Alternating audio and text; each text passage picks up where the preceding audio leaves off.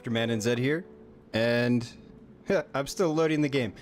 Welcome to anybody who's here.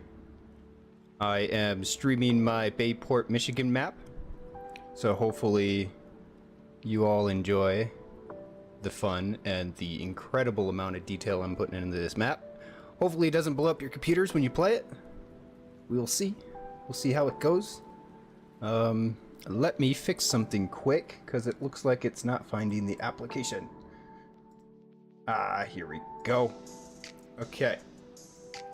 So, yeah, welcome. We're looking at the audio level, so if the music is a little high, just let me know and I will fix that for you.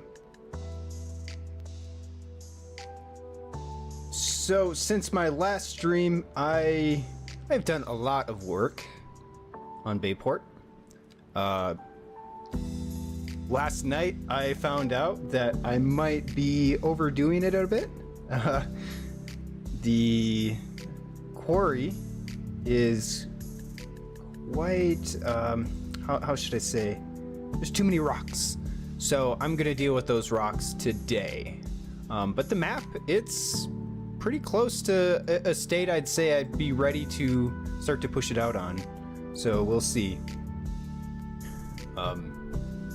There's a lot of tweaking and testing to do now. We're gonna get to that stage pretty dang soon. But if you were here in my last stream, you would have seen a lot different of a map. Now we're getting to the nitty-gritty details.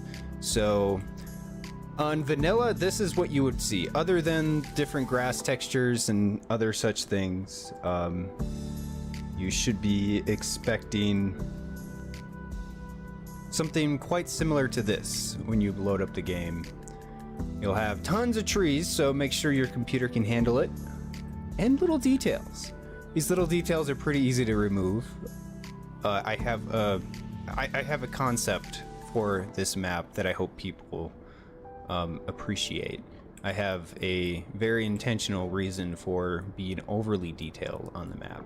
But this is what I'm talking about. I went a little nuts with the rocks because I didn't know what I was doing when I was putting together this quarry. It's a stone quarry, so it's pretty flat. It's not your typical, like, deep quarry, you know? So that's kind of what's going on here. So we're gonna deal with some of these rocks and take them out, because I don't think I need that many, because most of them are covered up in shrubs anyways.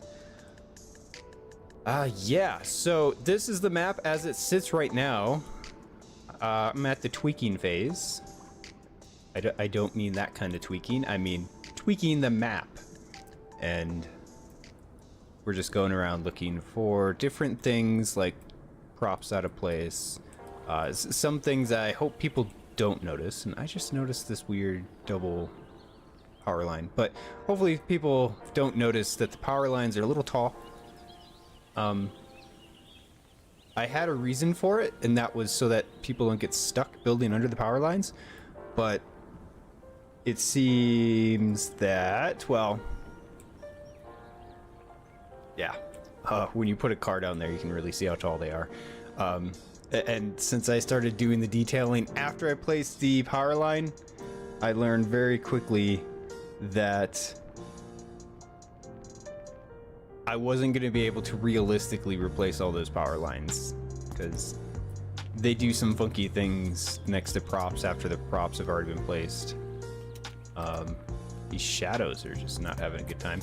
But yeah, so there's gonna be all sorts of details that people can explore and check out, from the wetlands all the way out here, designed to destroy your frame rate, to the farmlands over here, which incidentally might also be designed to destroy frame rate. So that's where we're at. I'm gonna mute the music real quick. I'm gonna see how it sounds at stream. Okay, it sounds okay. We're good. All right. So, what are we doing? We're going straight back to the editor, and we are going to start working on the map. I'm gonna disable the preview on my OBS studio here. We go to the main menu. And we're gonna load our map. Hopefully, if you're watching, look at how many different save games I have for this map at different stages. This is because we don't have a Control Z yet. We can't undo. Which sucks. But that's okay. Which map am I at? I'm at the quarry phase, so let's work on that.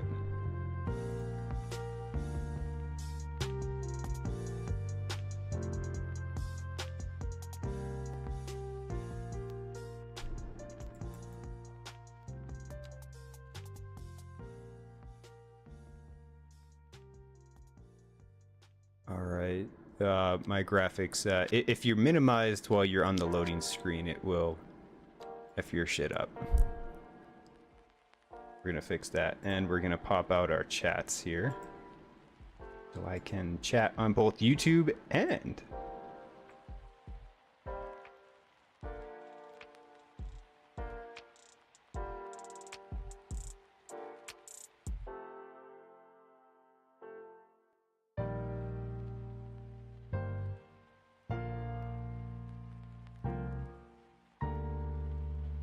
There we go.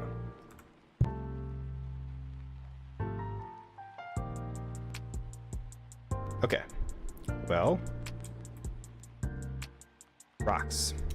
Oh, it's gonna change out the colors of my trees. Because the editor is, well, a pain in the ass.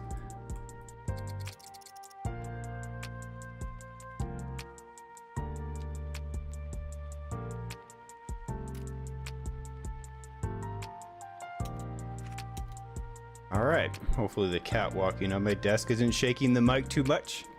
We'll see. Alright, so this quarry, I went too far. I'll admit it. While I'm not too afraid of what might happen with the frame rate for a lot of systems that might play this, because I just want the freedom to do what I want, I will admit that this is kind of annoying. So we're gonna deal with these rocks. And just get rid of a whole bunch of them. Because I think these are the main issues. I mean, obviously the bushes, but I'm more concerned with keeping the bushes in there to blend things in together. So if I have less rocks, it's less of an issue. As long as I have a little bit there to help with the detailing.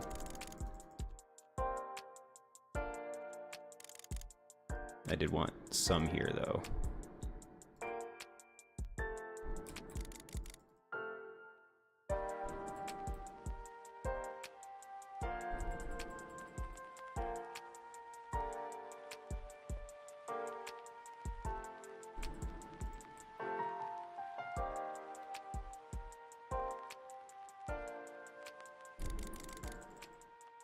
Do a bigger brush, it won't be so extreme in one little spot.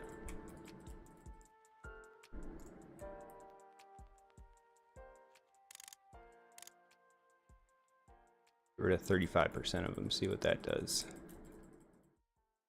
But yeah, there's the amount of rocks are too damn high. So we're gonna deal with that quick. I kind of want to work on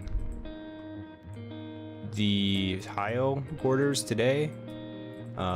Get the map at a testable phase for people. I'm thinking about creating a Patreon in the future for betas on maps and other such things. And also access to earlier versions of the map. Until I can set that up though, I won't have that available. Oh, wow. I actually tested this last night to see how easy it was going to be to remove all of these, so...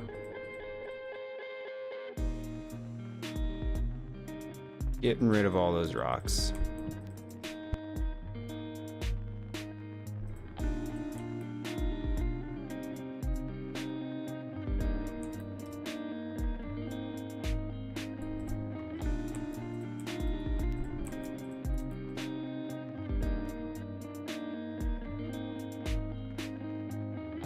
And what I'm doing is something that I hope people are kind of gonna figure out. I'm gonna add a tips for playing this map section when I release the cinematic.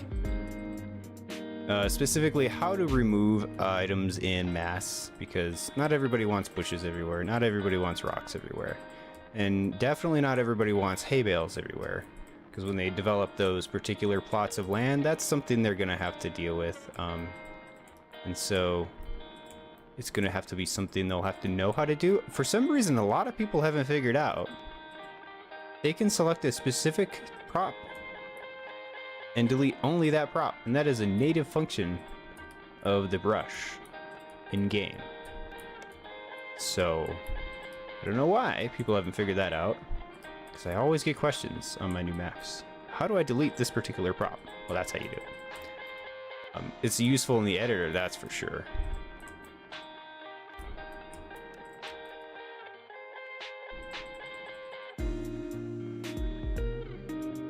It's a bummer that I have to remove all these extra rocks, but they were excessive, so... Or these boulders, rather. How's that look? I think we have improved the frame rate.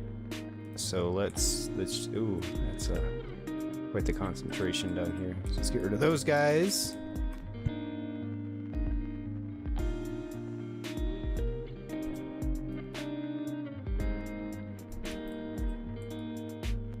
Yes, I think I just need enough rocks to put the point across that this is a stone quarry.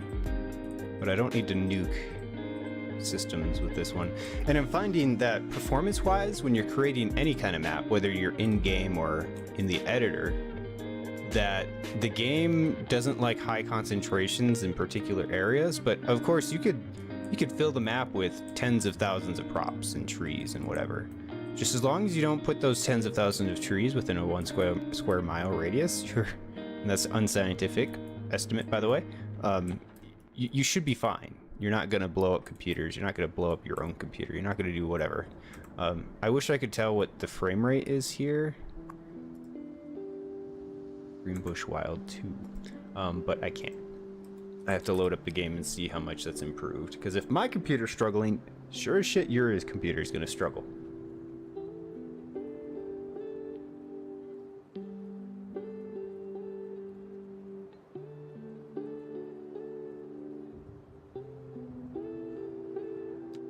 This one? Yeah, it was. Okay. We're also going to get rid of some of the extra bushes here, because the wetlands are probably going to be the most system taxing out of anything on this map. So if I have anything more than that taxing people's computers, I'm going to be in trouble.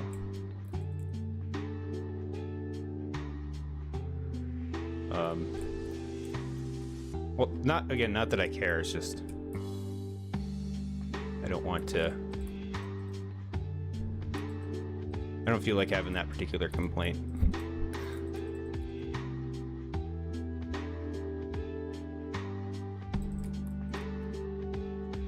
Alright, let's see how this ends up looking.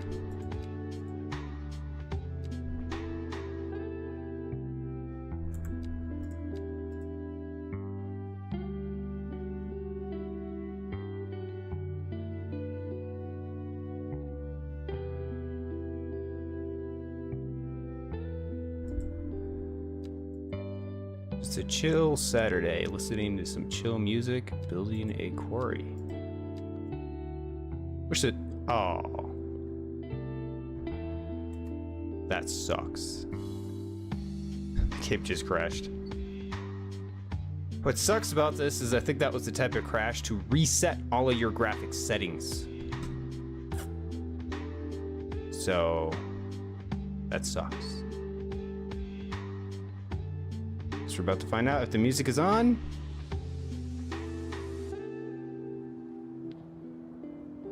Yeah, when it crashes when you load the game, it'll reset your settings, so that hurts. That hurts me. Oh. All right, well, I was just talking about how it was a chill morning, or 1 p.m. here. Now I have to fix all of my settings. I'm sorry if you're watching and you're hoping for some building time, but now I'm gonna have to fix all of this. That hurts me quite a bit. Now I have to remember all of my settings.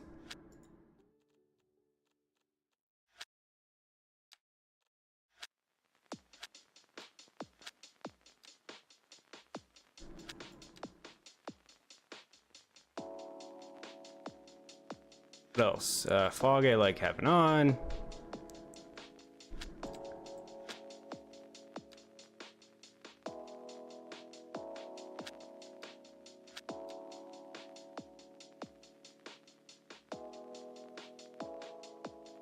I leave ambient occlusion the way it is. The denoiser, that part, it drives me insane because, like, for some reason, it's hard to understand what the denoiser is doing while you mess with it, so... Raise steps.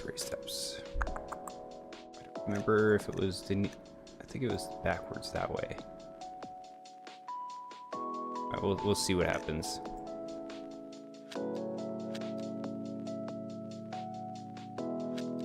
No motion blur, don't need to feel sick today.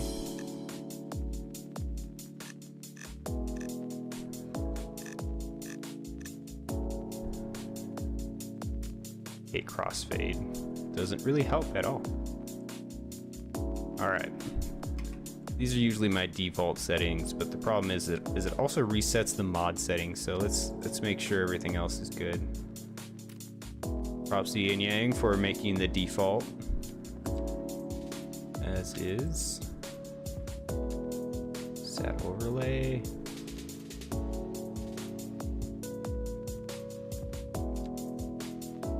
I also disable tree growth, because I have some tricks on the map, and you'll see, to, where is it? Kind of change the size of trees, and they grow fast, so I'm going to recommend that people disable tree growth. It's not really a enjoyable feature, tree growth.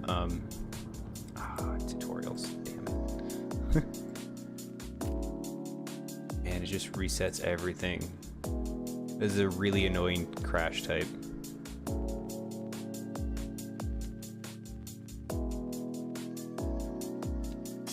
It's also an interface because we need to get rid of Chirper. I love Chirper, but I also don't. All right. How does our frame rate feel like over here? Not as bad.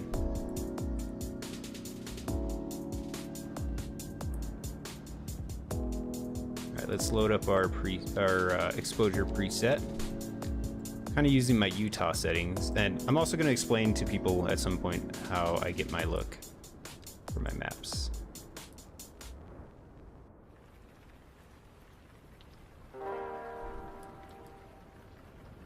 Still a little taxing over here. I'll continue to test this. Find ways to make this a little less hurtful to a computer. But I hope you all enjoy this. Like, for real, this little area should be... Oh, I'm still stuck in the game here. Hang on. But yeah, this little area should really... I forgot where the setting is. Should be an eye treat. Find a window. Set my mouse free. I wanted to check something here.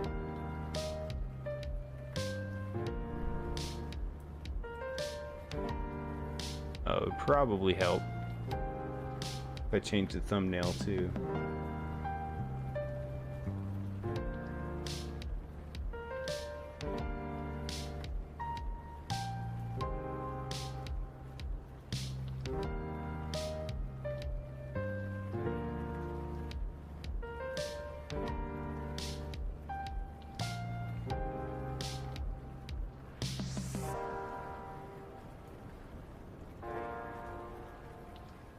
Oh, it's not letting me change.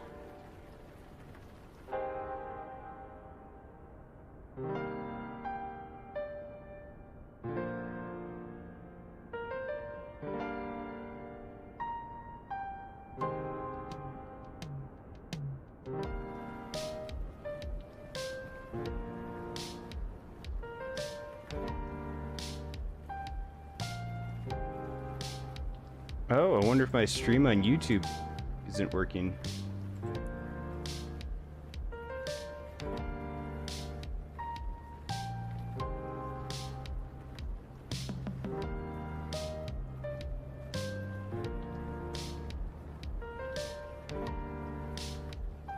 No, it seems to be working the way it should.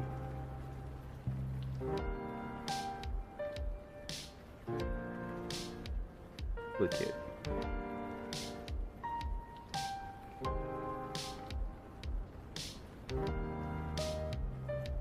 There it is. Okay. That was an issue, that's for sure. Okay.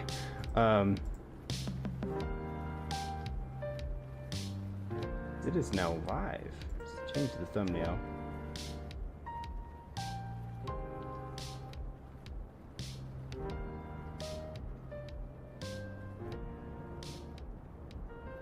Okay. Now I hope I fixed that.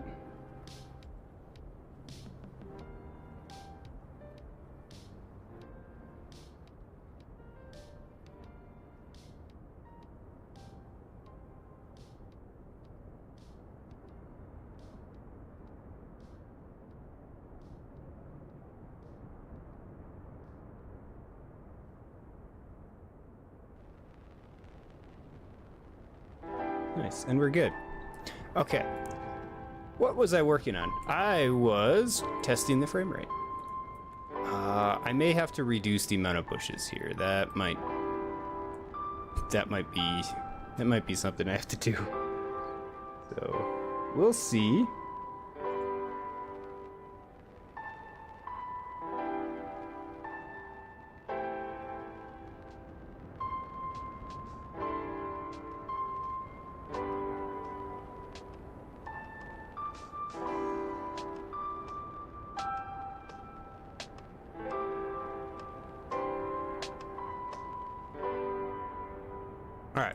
Yeah, we'll see. I kind of really like the overabundance of bushes here, but I may have to settle with reality that it would annoy even me. Trying to figure out other ways to make this a nice area to work on. Because when people play the game, where's my industries? Now I haven't set this up yet, but I'm going to customize the tile. The tile shapes. So, but what I wanted to test is, where is the industry? No, that's coal. I'm gonna see. Oops.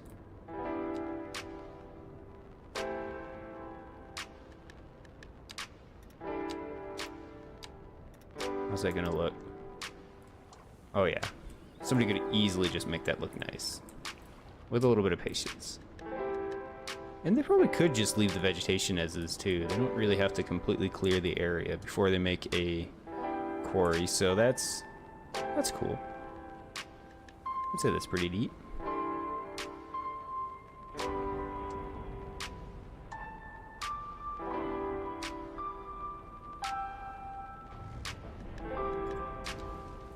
Alright.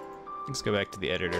What I really wanted to work on today is the, and I've said this before, but I don't know, not a lot of people here today, is map tiles. So we're gonna work on that.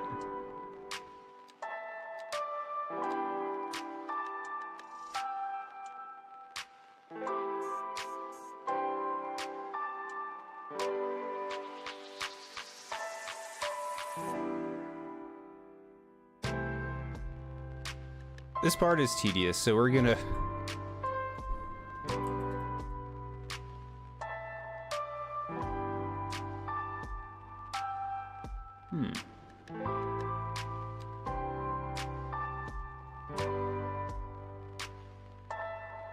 Map tile. Okay, there we go. Oh boy. Is there a way to completely just delete all of these?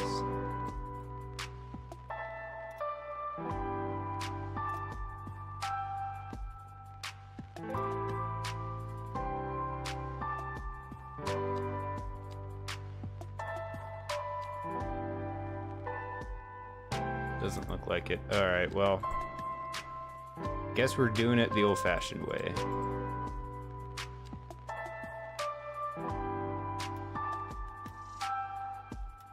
Oh, I'm so sorry you folks have to witness this.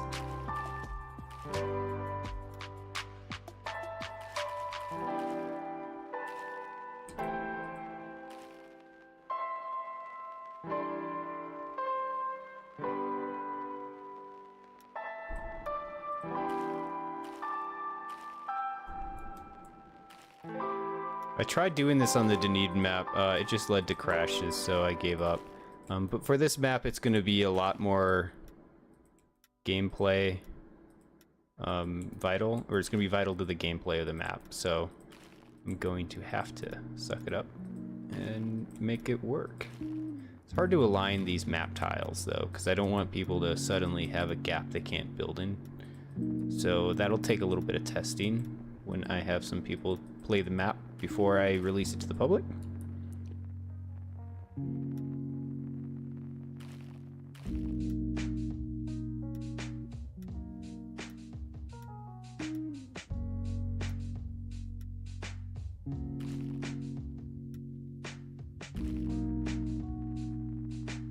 Maybe I should leave the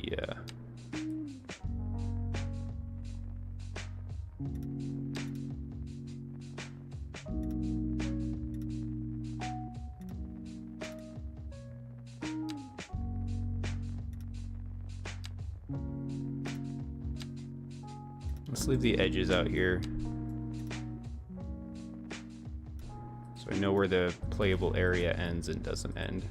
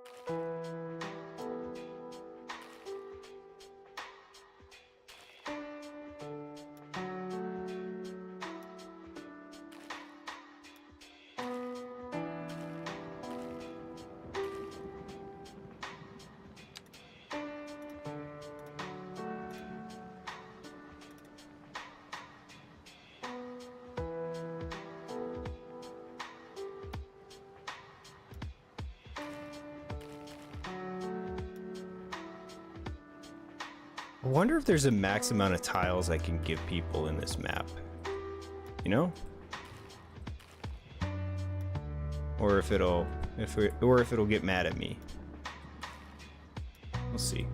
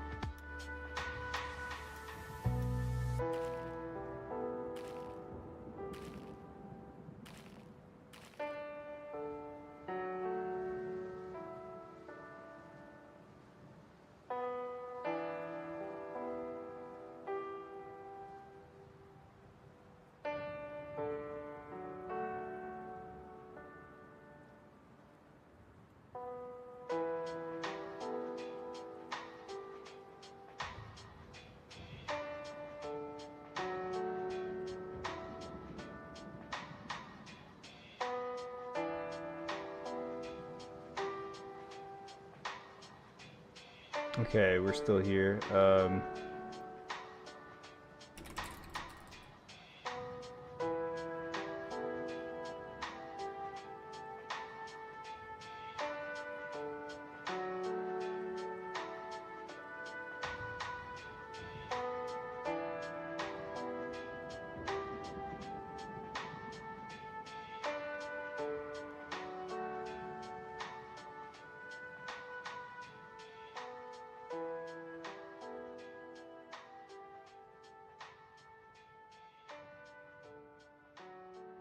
Okay, we're still here. Just doing a couple of things. Checking on the old live stream.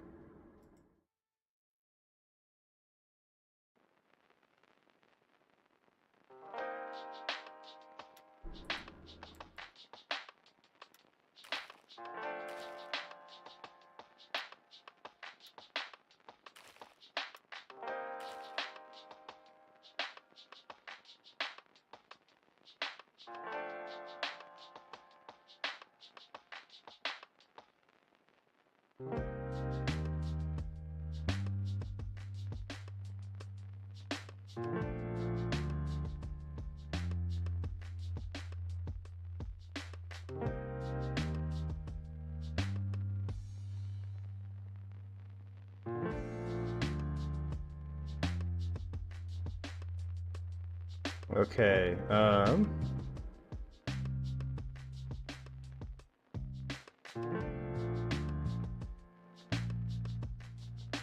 where is...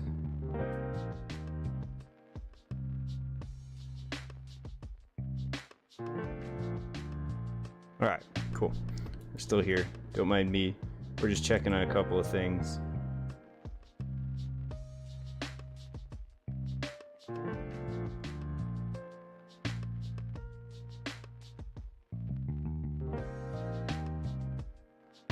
Alright, we're back. Okay.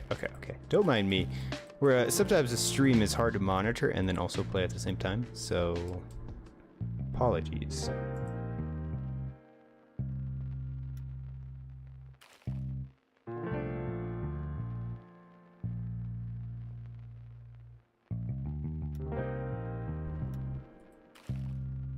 So not very interesting stuff at the moment.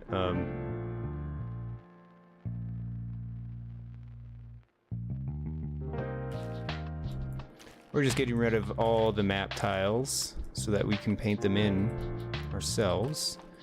The intent for the map tiles is to kind of shape them in a way that allows people to maybe pretend that they're buying plots of land, annexing them for the city, that sort of thing. You're buying a farmland to develop however you want. Either you're gonna put a new farm there or you're gonna put a suburb. But the idea is to kind of give you that kind of mindset, because redeveloping the land is gonna be the name of the game here. So, all right, so we got our border laid out. I'm gonna repaint these. I just need to make sure I'm not shafting people on the playable area.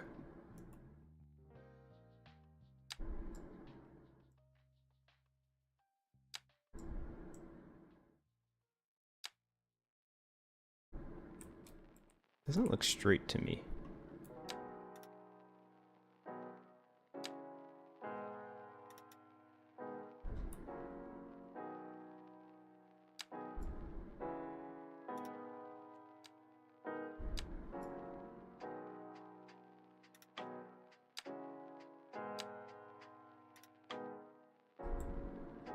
Oh, that's brutal.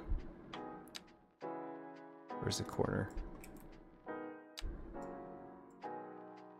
Oh. So, yeah, in other words, don't delete. Yeah, don't delete the edges. You need to know where those are. That's important. So where do I want everybody to start? That's kind of the question. There's some more tiles here still.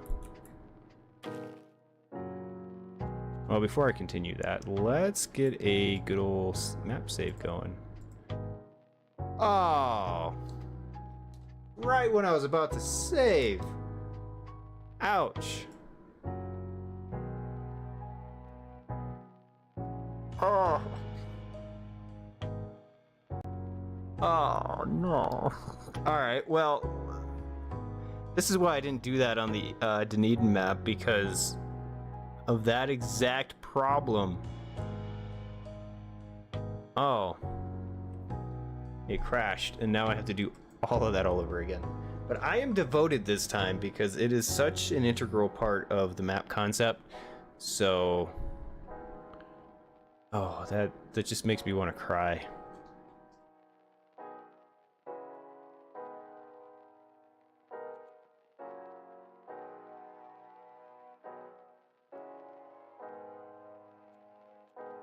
Back to the editor we go.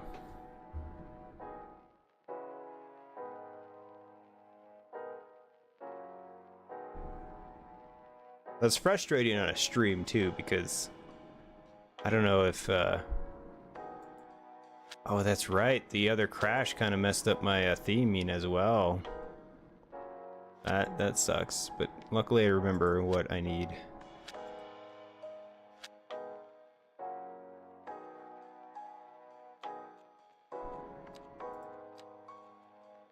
Let's try that again. Bayport Quarry. So for anybody just joining us, we are trying to get a map going. Not map going, but we're trying to edit the map tiles. Of course, the map editor is still in beta, and stupid things happen. So we're gonna try this again. If it crashes again, I apologize. Now I have to delete all of these again.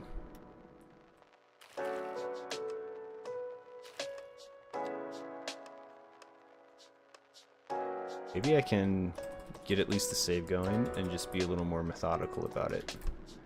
That might be the best choice. There we go. But at least we could fix the edges again.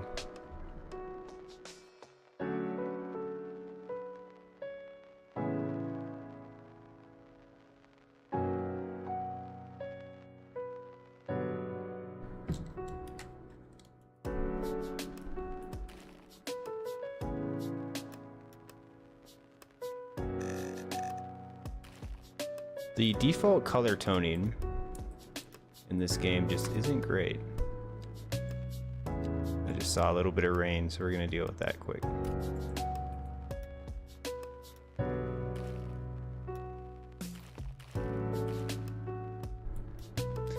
At least we now have correct border on the playable area, so I'm not guessing where things are. So if you're ever editing a map, be sure not to delete your borders, or the border tiles, the tiles on the edge of the playable map, because you will not be able to find where the playable map ends. That is what I'm finding. We're gonna save again.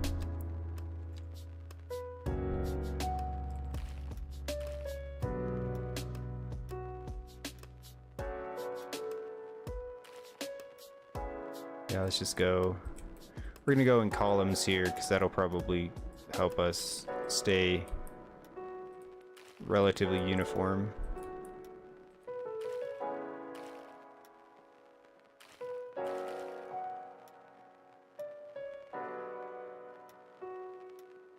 I don't know how Owl ended up doing this for his map.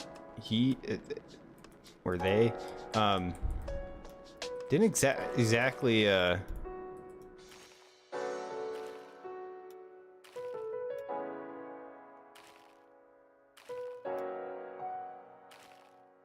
they must have, I don't know. They must have gone through the whole crash process. They must have crashed like 20 times before finishing that map.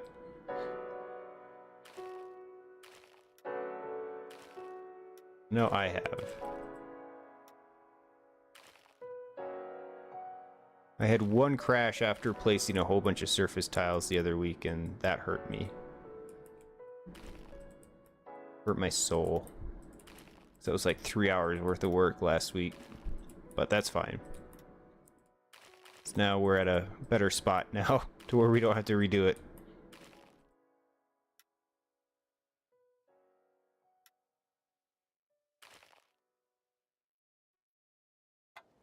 Keep thinking that's the edge of the map and keep getting mini heart attacks.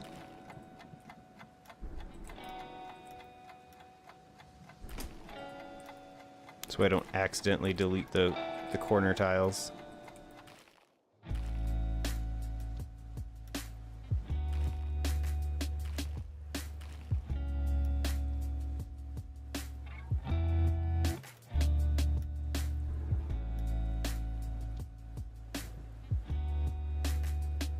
So I hope everybody's doing well on this fine Saturday afternoon, morning, or evening, wherever you are.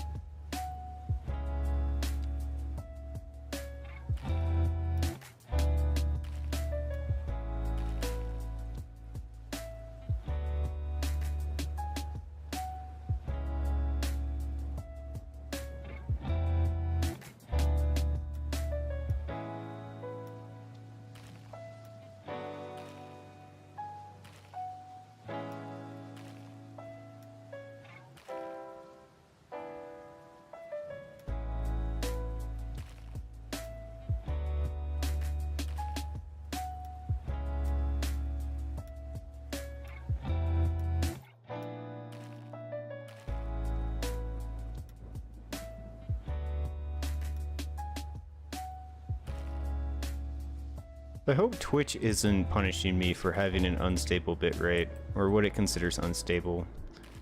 My bitrate's a bit high, but it's within what it recommends, so... Ugh. Ooh. Ah! This is gonna be a painful process. Good thing I'm saving now. Because you guys might hear a grown man cry.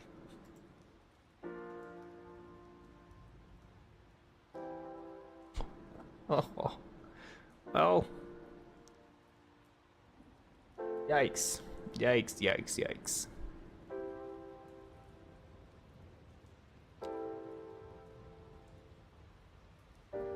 Oh, I think I loaded too quickly. That's fine.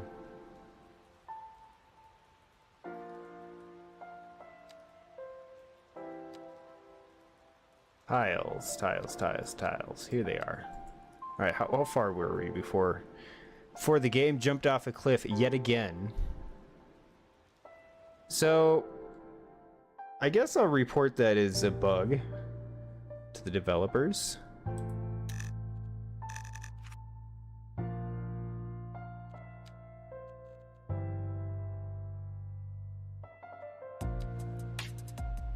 Okay, not too bad. It's probably going to crash as I paint things in too, so I'm going to have to save after every tile, essentially. Thought this would be more stable when I got to it, but it definitely is not.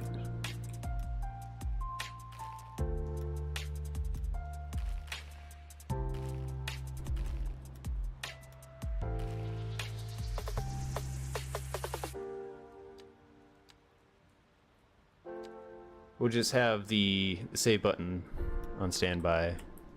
Save after every column. How about that? Otherwise, people watching this stream are just gonna watch me do the same thing for 10 fucking hours.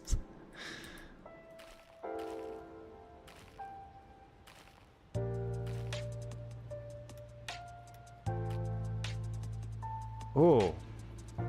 Wow. I don't know if this is gonna work, guys. That's brutal. Maybe it's the menu I have open. Maybe it doesn't like that. I'm so sorry if you're watching.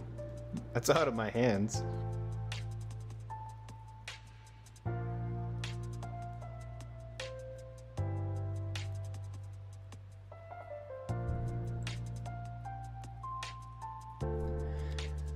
Okay, take 4. How many times have I crashed? 3 times now? So we'll try it again.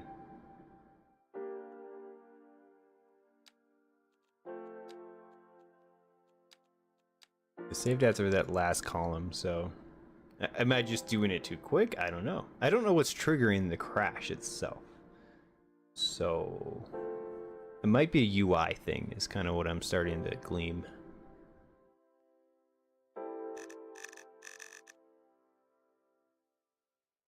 Oh, we still have some settings that are messed up with the denoiser, but that's fine. We'll deal with that later.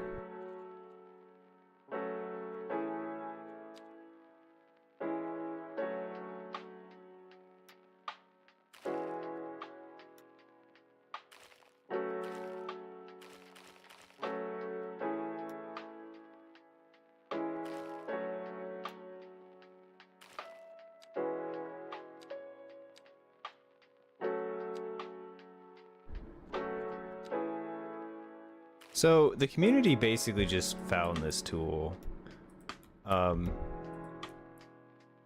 because when the map editor was released, the devs didn't really even acknowledge much about the features because they didn't have a wiki set up, they didn't have anything. So, wow, okay, it's a UI thing.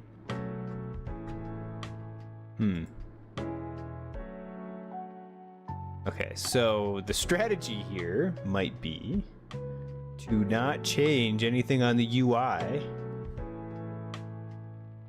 I wonder why it does that. I wonder what the UI issue is. But yeah, the strategy is to not change anything on the UI, I guess. So I get one save before I expect to crash. So we'll make it count, I suppose. I'm surprised it got this far. But I am determined. I am determined to make this work. I'm gonna save these clips too. I'm gonna send it up to the devs, put it in some crash reports in the map editor beta. And this is a public version that I'm on, but I'm gonna see what they say. Map tiles. Try it again.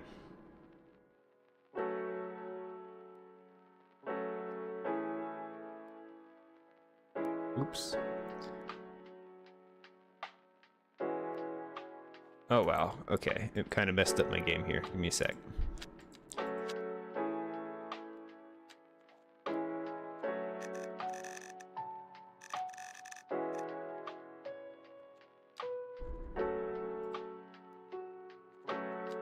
Careful, SpongeBob. Careful, SpongeBob. Careful, SpongeBob. I should find that GIF and play it.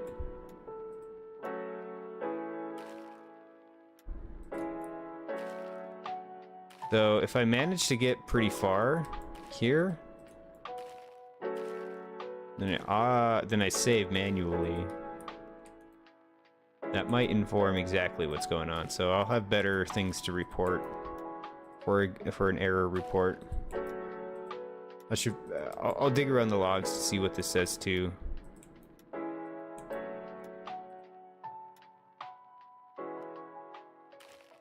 Oh man, I'm on the edge of my seat and whether or not it's gonna crash.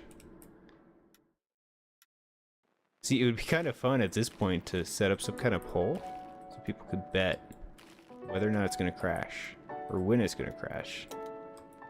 Be a little bit fun.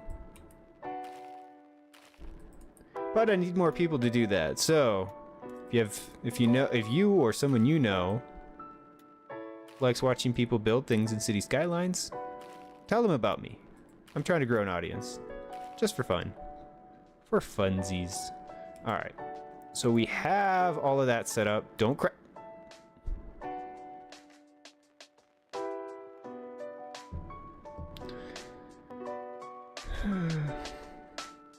Why do I do this? Oh.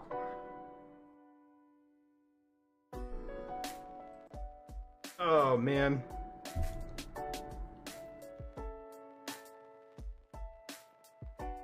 I might get to the stage where if it keeps crashing as I'm painting them in, that might end up causing issues. Is there a hotkey for saving? That's the question.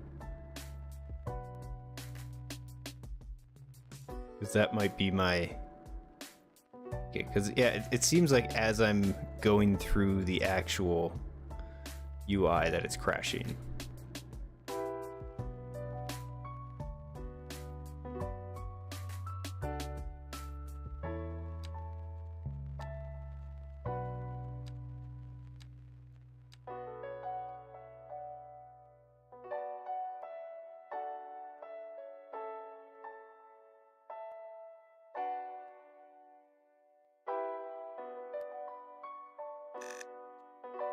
That still hurts me internally.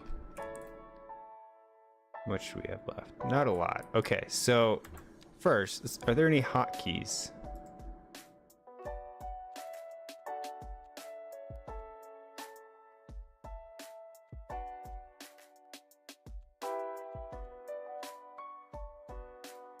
Will F5 help me?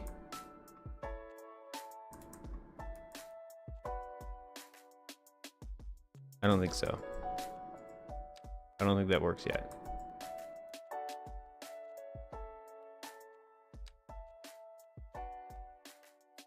No. All right, we're on our own. Oh, damn it. This hurts. Kind of wasting my day right now. Constantly deleting boxes. What's up, Toby? Nice to see you again. I see you're on the YouTube side. We're just editing more Bayport. I've got lots more details set in right now. I have crashed so many times, specifically because the game doesn't like... It doesn't want me to edit the map tiles. On the YouTube side, yeah, you're the first to chat. It's been kind of a slow day, Toby, so that's all right. The game is really not liking what I'm doing. So we're kind of fighting against the game right now.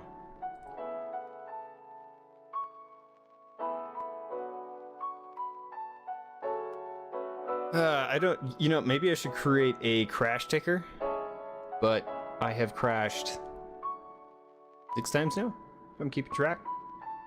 It's strictly because of the map tiles. Oh, that's right, I gotta fix that key binding.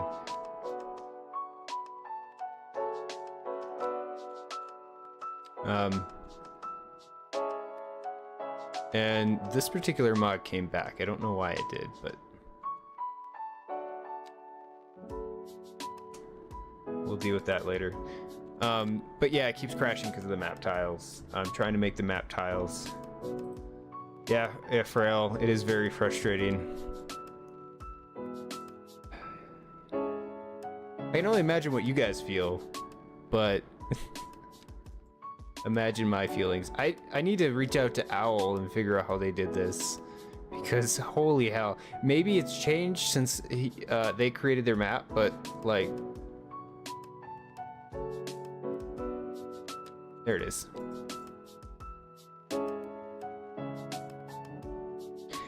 Oh yeah, Toby, I know about that particular mod. I clicked on it already. It just it's just a depreciating notification. Okay. I think the strategy is don't touch anything.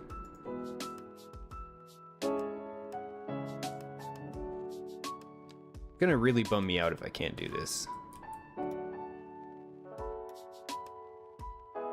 you think maybe? Oh, okay, we'll see.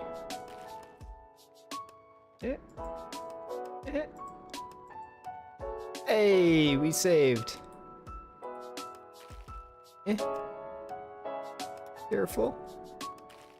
Carefully. Careful. Careful. Holding my breath, man. I'm gonna pass out. Careful. Save map. Hey, we saved. I guess this is the strategy. I wonder if it's the playable area. If I do anything to that. The start tiles, rather. Sorry. Save? We did it!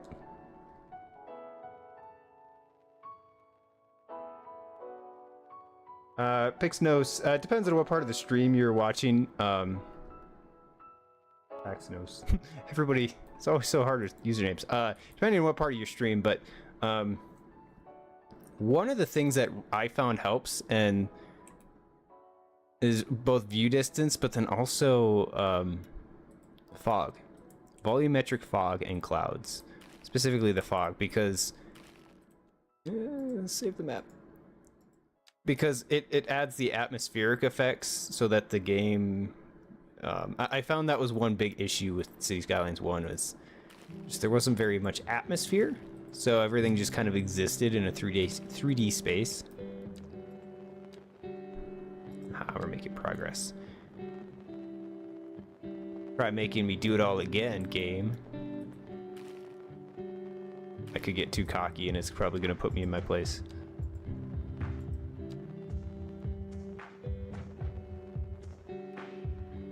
Yeah, although I am finding it frustrating that the fog is sometimes a little hard to manage in terms of like customize as like distance fog, just general atmospheric effects, because if you just go outside, you'll just notice how much atmosphere is actually out there. But yeah, to answer your earlier question, Toby, I am planning to make the tiles authentic to, say, like property lines, because the game I have such a detailed map that the idea is to make it as if you're coming into a rural setting and say you're a new mayor, right? Or, you know, a city's experiencing a boom. You're redeveloping the land, and part of that idea is you're buying that land. You're annexing the land for the city and you're redeveloping it. So to further push that through, I am resetting all the tiles so that they can match the borders. Because the whole idea of the map is historical boundaries, things that already exist, and growth in that way. All right, we're gonna save again. Whew. All right, I think we're about to do it, guys. If I end up deleting these start tiles and the game crashes, then we'll know why. Yeah, Pixnos, and I didn't mess with fog a whole lot in Cities Skylines 1 until later, when I started creating Kayakora, because in terms of like the fog, then I realized how much of a difference it actually made.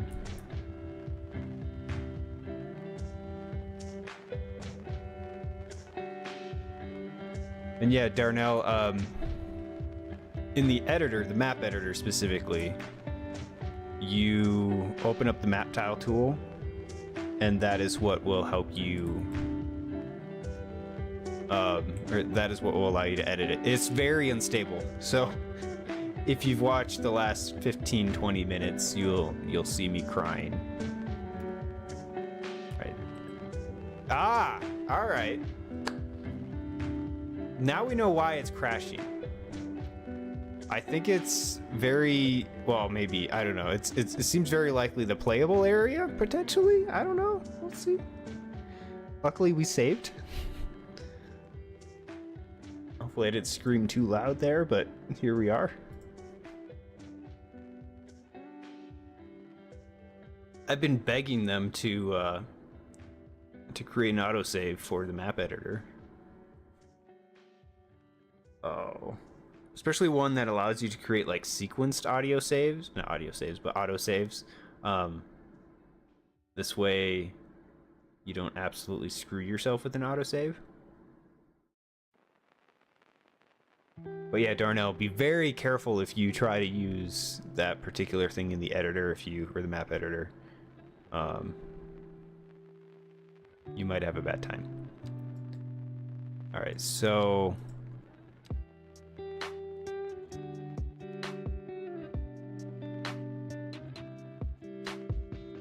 the tiles. What I might do is one of those edge tiles. I'm going to set it as the playable tile, not playable, but starting tile on the edge, and see if that helps stem the tide, so I can at least get my shaped tiles in here.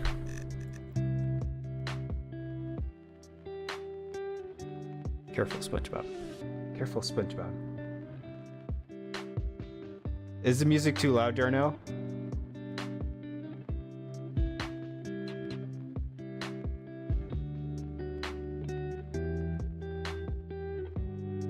I can't tell if it is.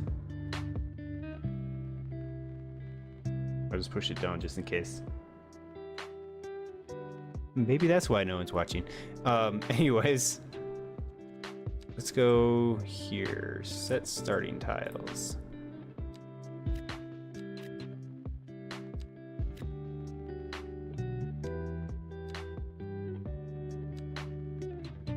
Maybe that's our issue. I'm hoping that is.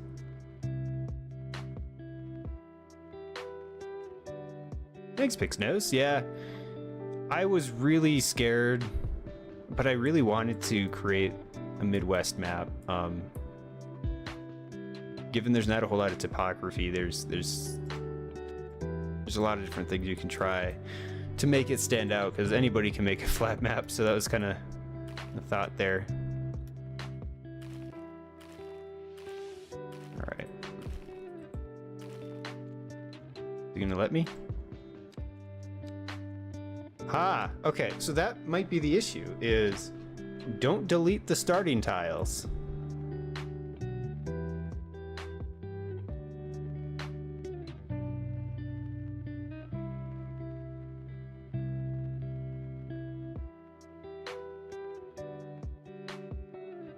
Not sure I know what you mean, Darnell, but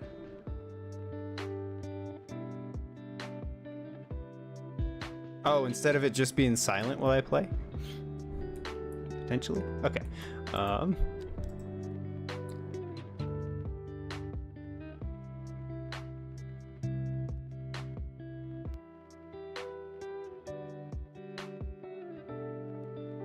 Huh. Okay, so now the question is, where do I want people to start their map? Where do I want them to start to play at? Because I was thinking maybe at the center down here. Kind of where this all jarbles up, kind of give them a good challenge of how to start. And most of these trees aren't anarchy locked at the moment, so less frustration to get started. And until you get to the farms, until you develop there, maybe you've got all this area to just build your city, and then you start creating things. So that's one idea. I could plot people down in the middle of a farm and work my way that way. I don't know. Let's see how this looks in the in-game. You guys are here for a really exciting part, because this is...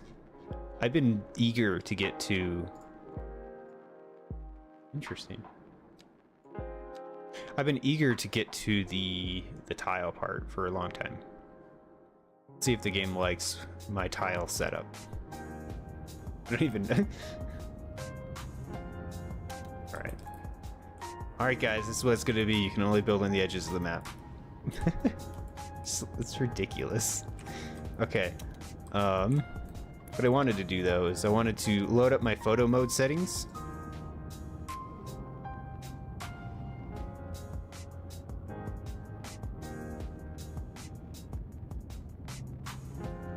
And so, after I release this map, I think I'm gonna shift my focus to showing people how to use the camera to make the game look better. Yeah, I'm really excited about this map. I will make a strong recommendation to folks who want to play this map to disable tree growth. Reason being is I have miniaturized all these trees, or rather made them younger to kind of give a little bit of an indent and texture to the forests. Once they grow out, it's going to be a very solid forest, but you know, it's up to you how you want to play the map. But for me, I have tree growth disabled.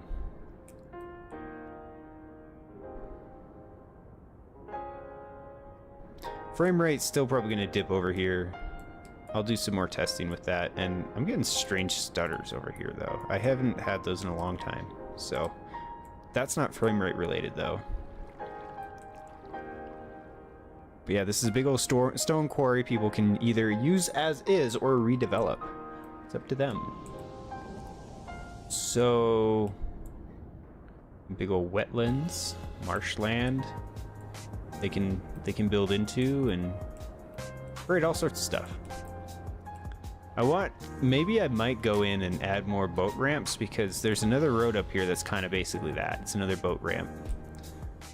In real life, there's also this whole dredged area that has a boat ramp, and it's specifically set for boats to pass through the marshlands and the wetlands and all that stuff.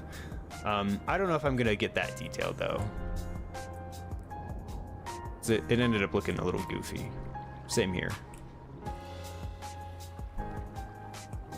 Tons of trees.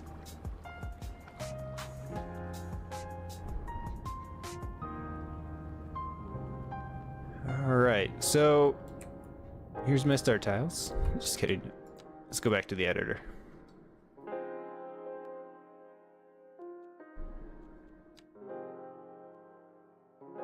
So this will be more discovery. I'm going to be looking at trying to create the map tiles in a way that I want to create them in fun ways.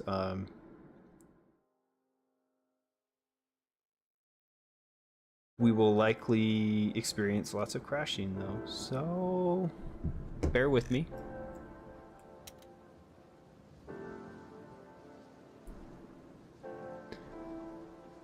Oh, I'm bleeding terrified. Okay, what I also want to do is I'm going to pull up Edge.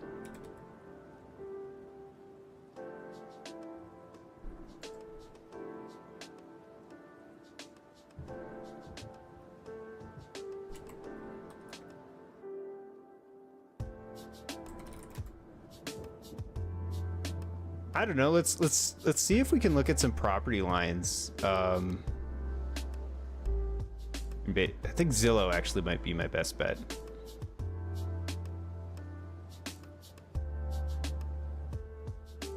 Because maybe I can make the map tiles legit to the property lines. I don't feel like signing up to this. Yeah, I'm not doing that. Okay, Zillow. I think that shows the property lines.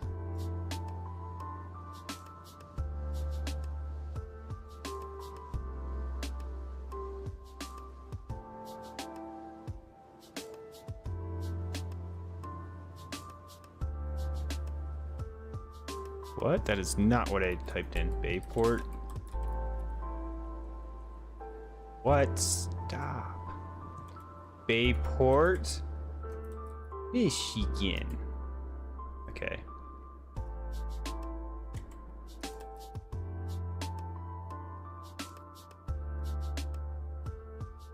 What?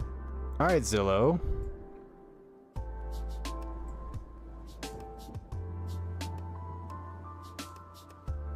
Oh, it's very affordable to live there. That's a nice little house. Nice. Sorry for the sidetrack. It is a very affordable place to live. Probably a good place to retire, if I'm honest. But that's not why we're here. I'm here to look at the property lines, because maybe I can make the tiles match the property lines. Sold.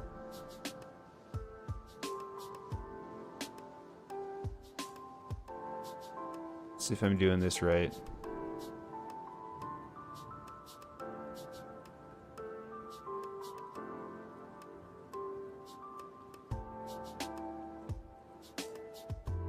Oh, I don't think it's going to be as detailed as I thought.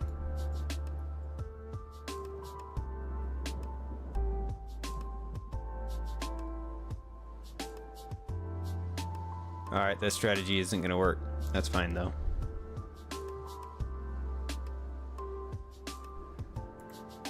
So we'll do this by hand, then. Good morning, Alyssa. And good afternoon. We are currently working on Bayport. We have survived at least a half dozen crashes, specifically as far as the map tiles go. So that's where we're at. Huh.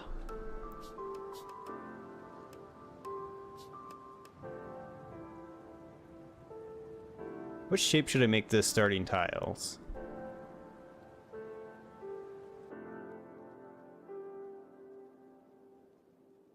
Maybe I can do this.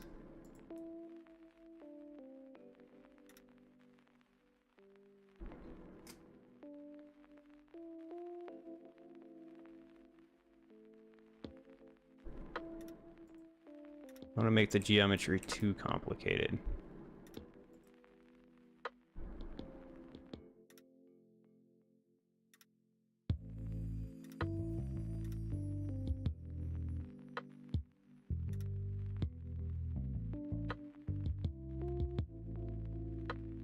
Yeah, thanks, Paxinos. Yeah, it does look like I'm really excited by and surprised that I was able to get it this close. I mean, I didn't expect to be even remotely.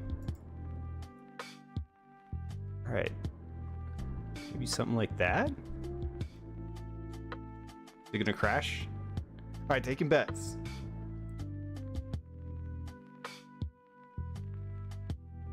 Is it gonna crash or not? Map! Save map! Hey! Alright. Back to the tiles. We got one tile in.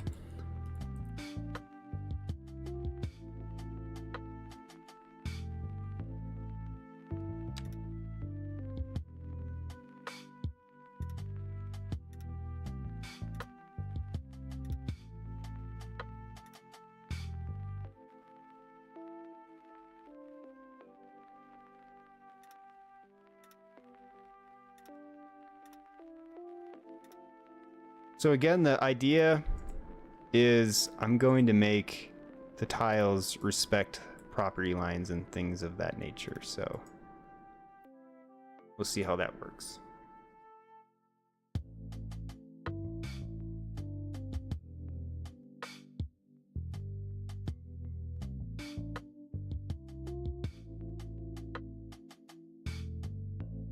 I feel like I've made this tile too big.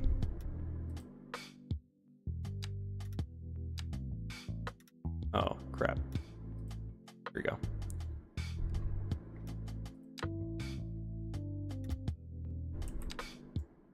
So I want this to be my starting area. So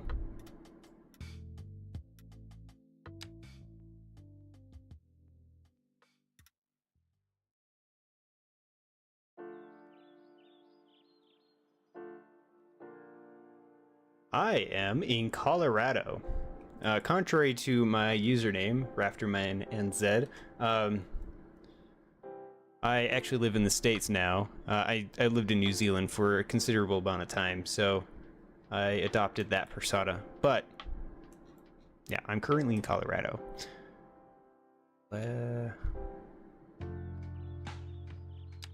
this.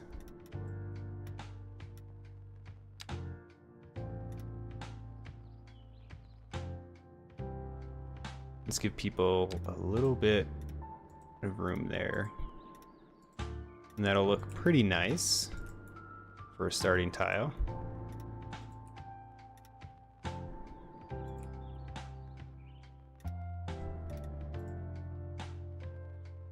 Not bad.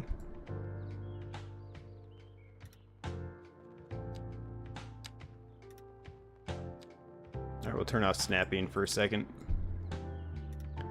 There we go.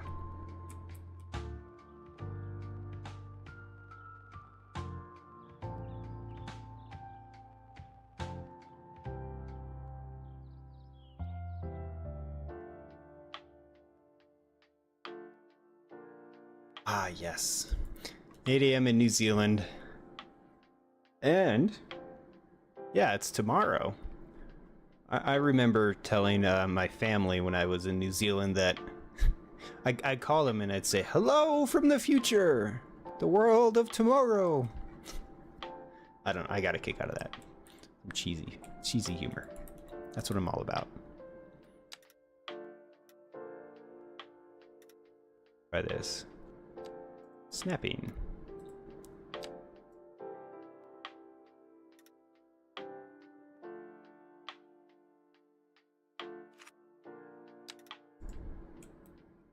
Oh yeah, okay. So we got people from all over the place today. I love that.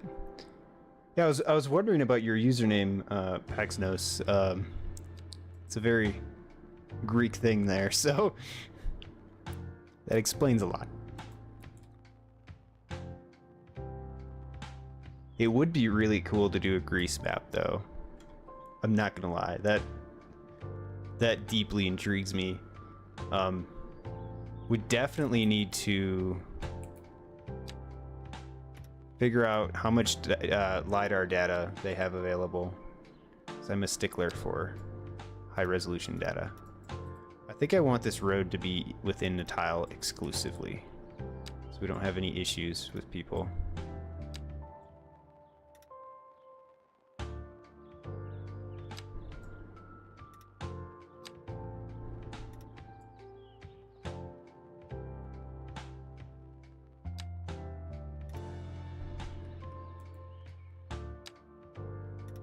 Let's keep the road in the tiles for now.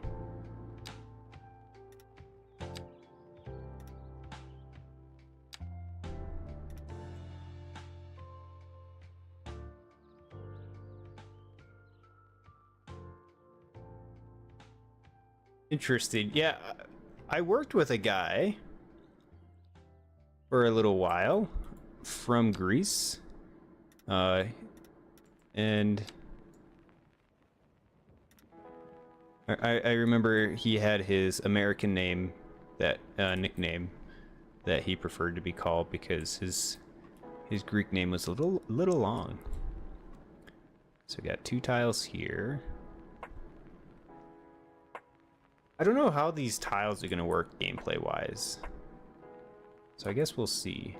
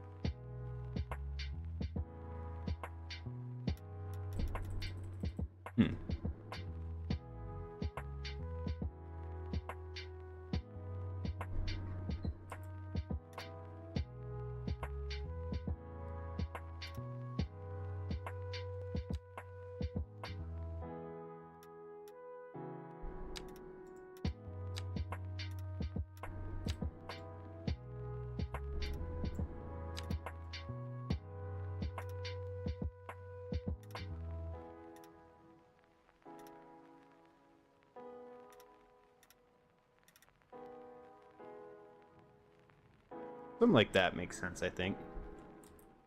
Because I want a collection of starting tiles here, so...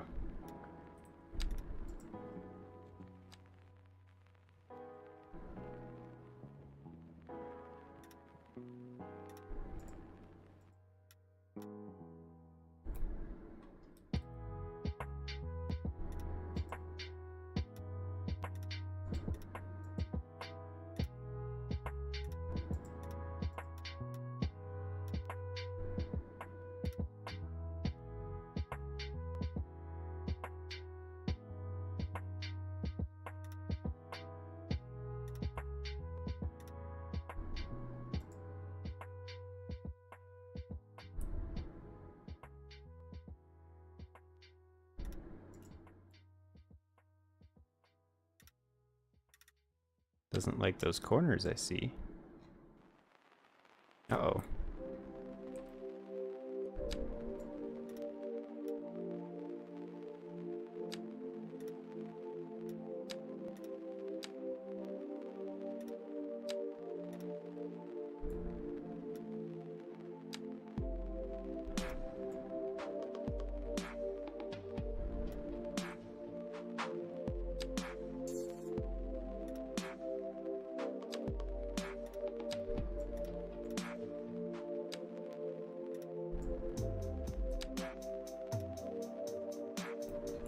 Interesting.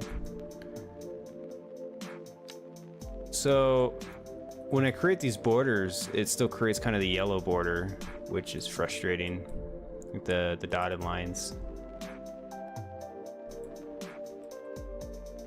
I don't want that to cause an issue later down.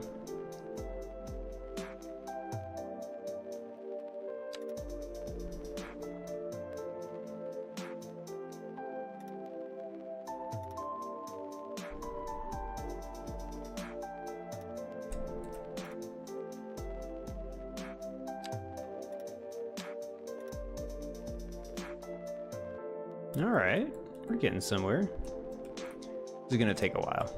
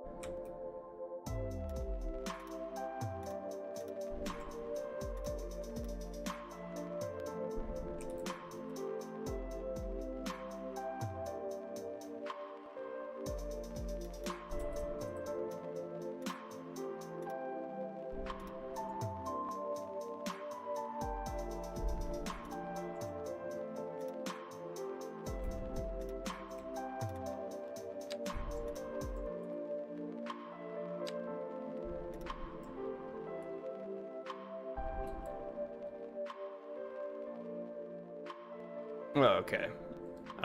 This method might be a little bit goofy. I don't know if that's gonna make much sense.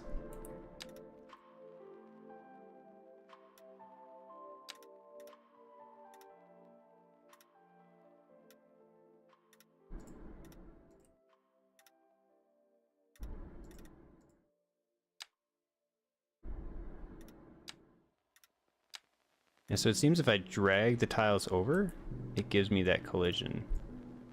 It gets rid of that line.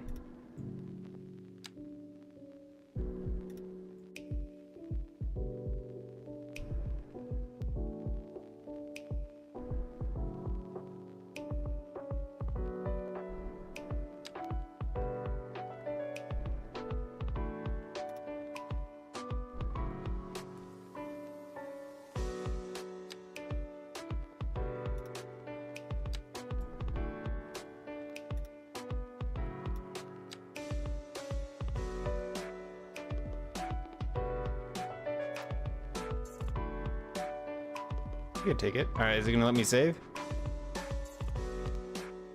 All right, we got some progress. That's some solid progress right there.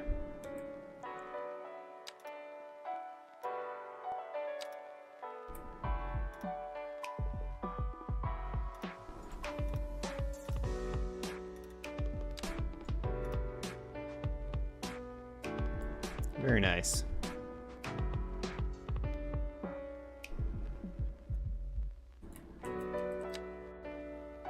Extend this out just a little bit more.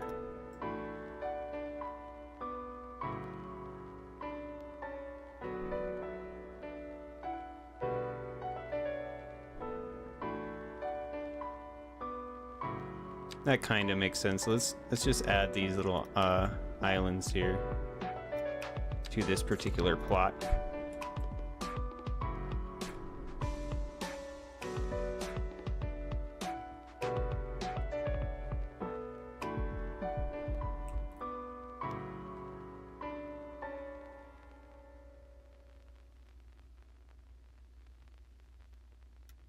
Actually, let's just make it pretty symmetrical for now. Pretty square, rather.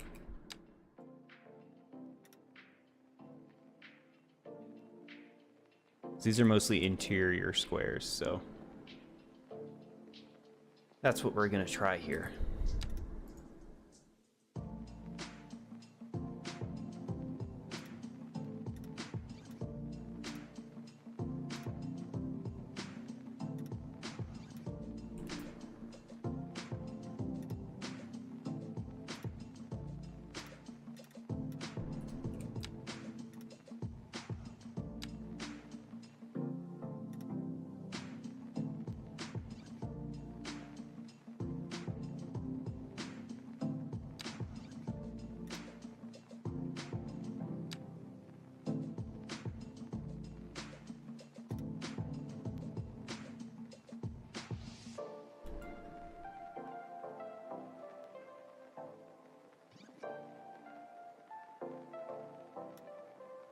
Oh no, why have I done that? Just wanted to change one thing. So I kind of actually wanted this plot to be a little bit smaller. There we go. To kind of match up with everything down here.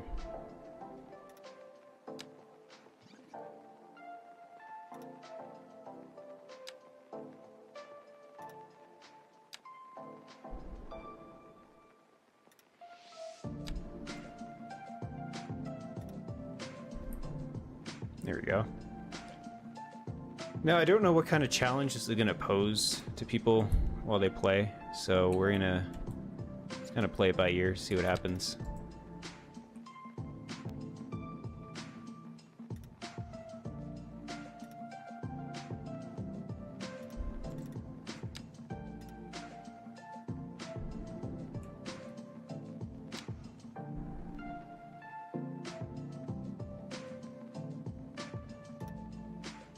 Not everything is at 90-degree angles either, so... Remember, folks. Remember, kids, save your map. It will do you wonders. Save your ass, save your map.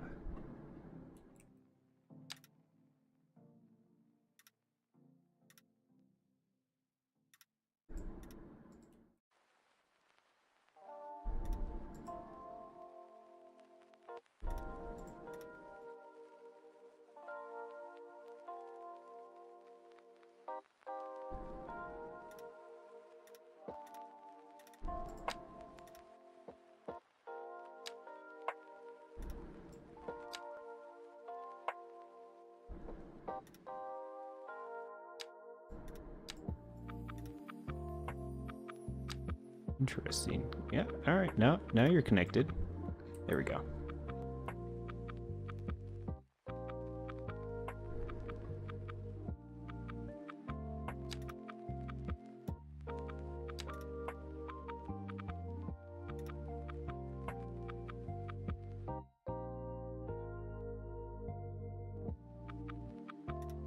We'll keep it on that side of the irrigation.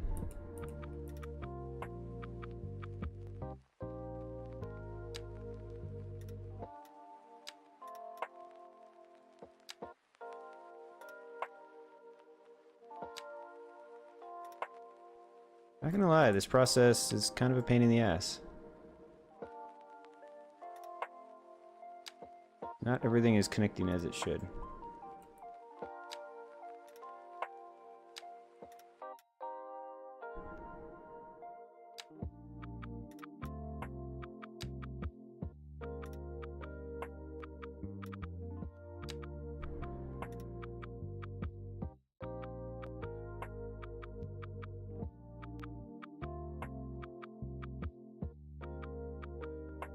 Hey, Pandarosa. It's going really well. We're basically done with most of the detailing and editing. It's just tweaking to do left now. I'm doing a major... One of the major selling points of the map right now is the map tiles. It's also been the biggest pain in the ass, I would probably say. We have crashed a half dozen times. But now that's working. Why is it working now? We have crashed many times. So if you edit the tiles, Penderosa, for your map, don't edit the start tiles directly, because it will crash your game. Many farms. Yeah, I'm excited. These farms are traced IRL, so I'm excited about that. But basically that's going to be the theme of the map, you know, is how you interact with these farms is going to be important.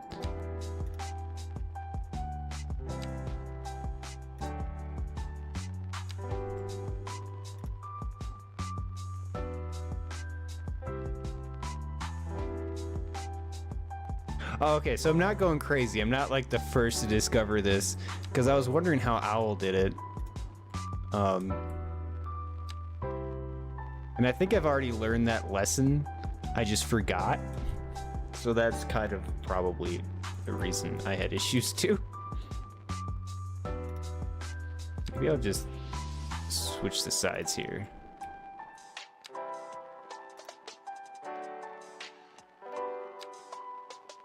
Give these plots of land that road.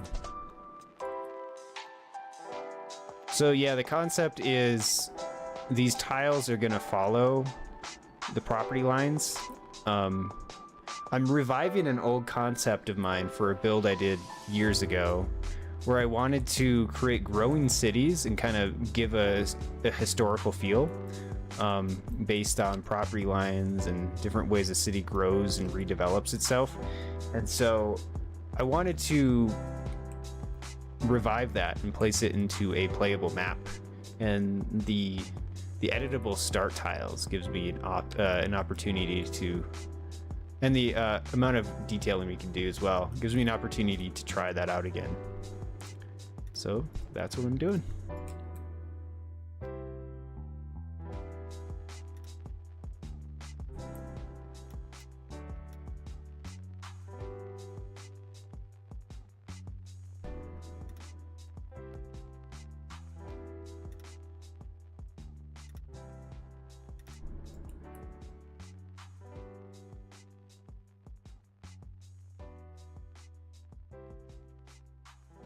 Yeah, Penderosa, that's kind of what I ended up having to do. But I was on stream while I was learning this, so I crashed a good like 6 to 8 times trying to figure out what the issue was. At first I thought it was like a UI thing, but you know.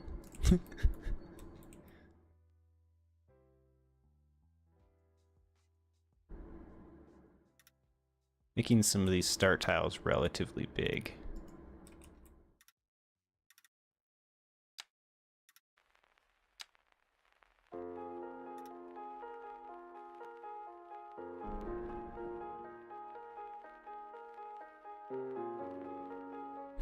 Penderosa, do you know if there is a max amount of tiles that we can place? Something tells me there isn't, but I don't know for sure yet.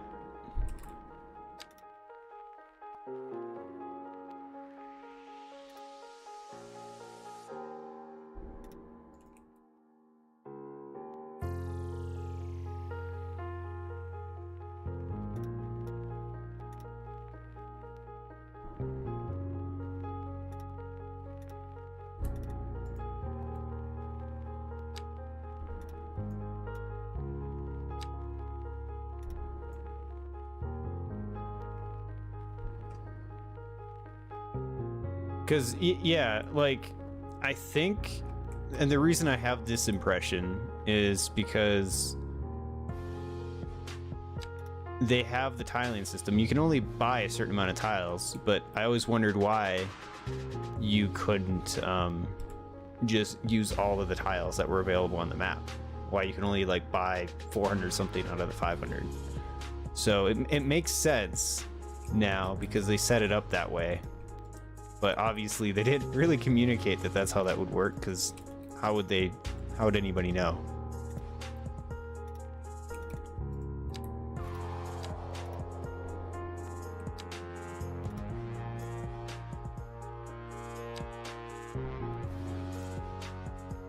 How does this work?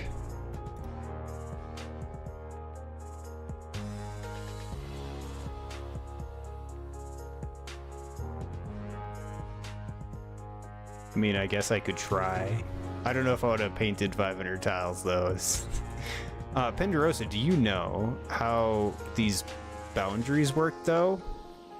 The yellow dotted lines, like why it's not always snapping incorrectly? Like, it doesn't detect it correctly, so I'm never exactly certain if I'm doing this correctly or not.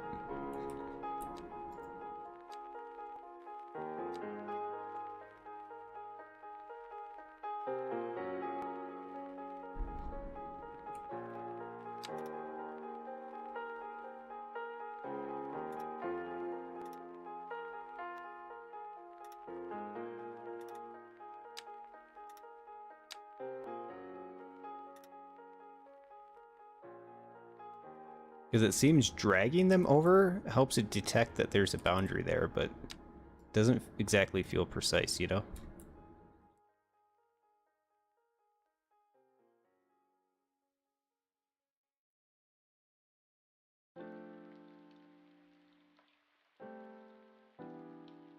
Ah. Yeah, I kind of figured that like it wasn't touching, but I guess the only way for it to detect that is for you to drag it over. Because when you just draw it in, it doesn't seem to detect that it's touching all of the time. I don't know if there's like a technique to get that to consistently register or not.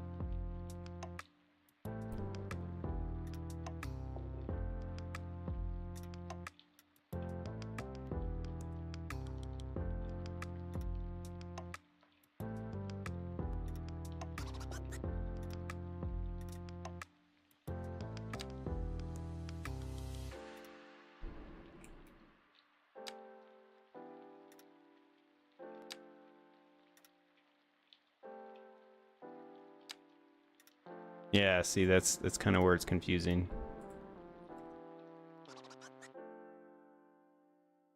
Yeah, it's really hard to see, and sometimes it doesn't exactly work well, you know? I don't know why it's not wanting to snap. Maybe it's this corner?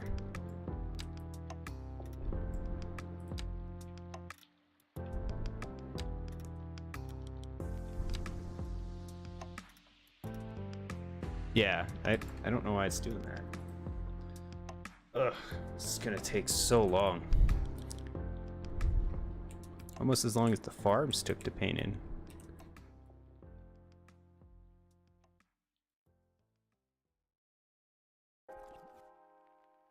Maybe I'll add that feedback in too.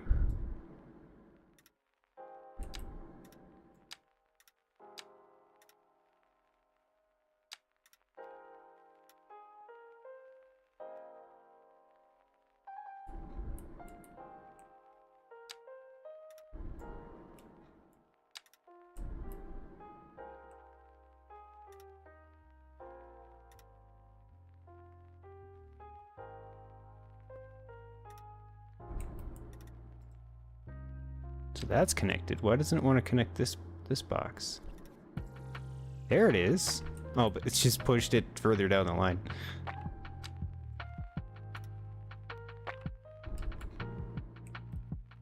All right, I don't want to get too stuck.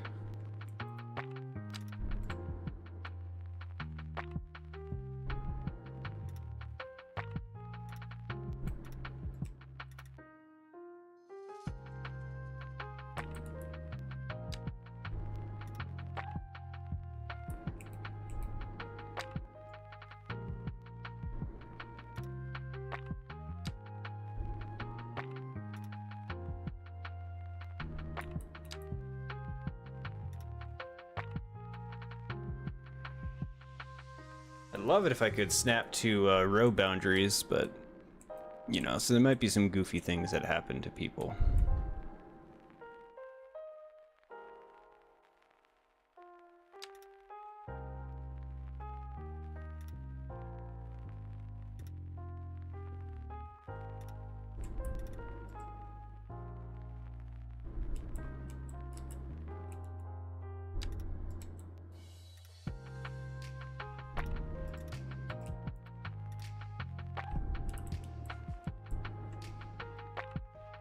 Oh.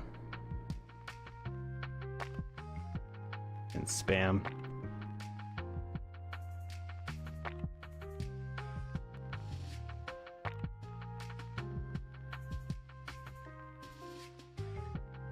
Well, I don't know how to deal with spam in Twitch, so we'll deal with that later.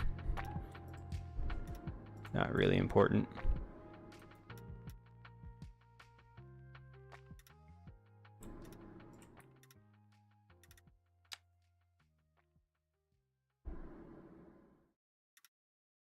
Oh, it doesn't want to snap to that.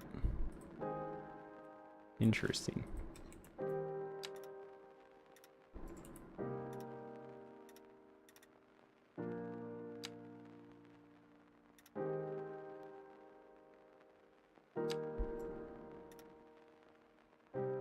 Uh-oh.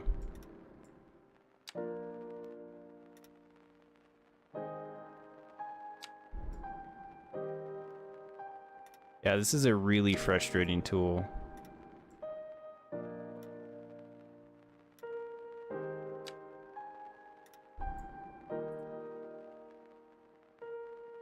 Ah.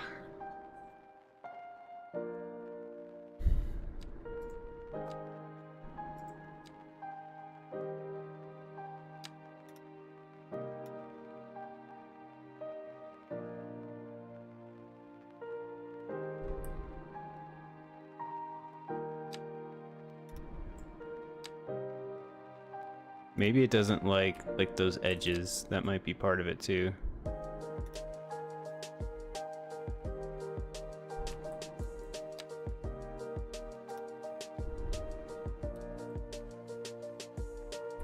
So I think it has to have the intersections is kind of what it needs.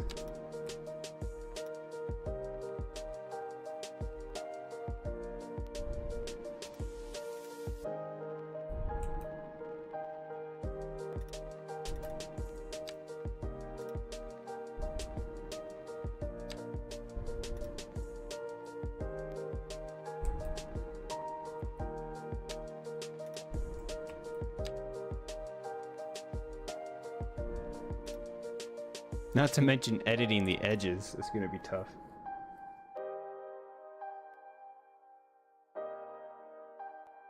Yeah, like I'm trying to keep the polygons relatively simple so that I can avoid it not snapping in the ways it should.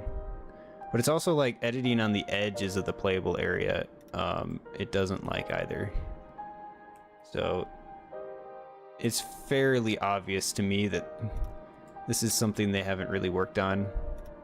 Like they put it in, but they haven't really done much to it yet.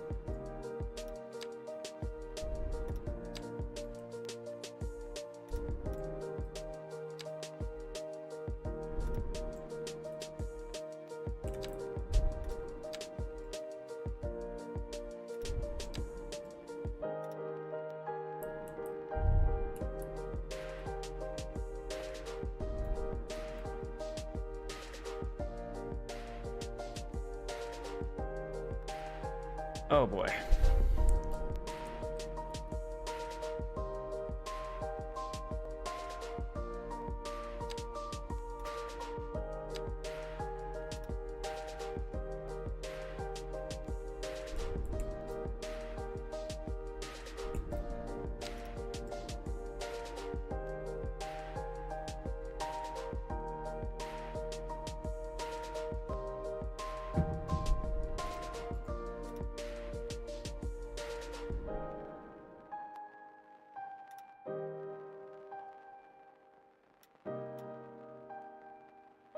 Hold tight, everybody.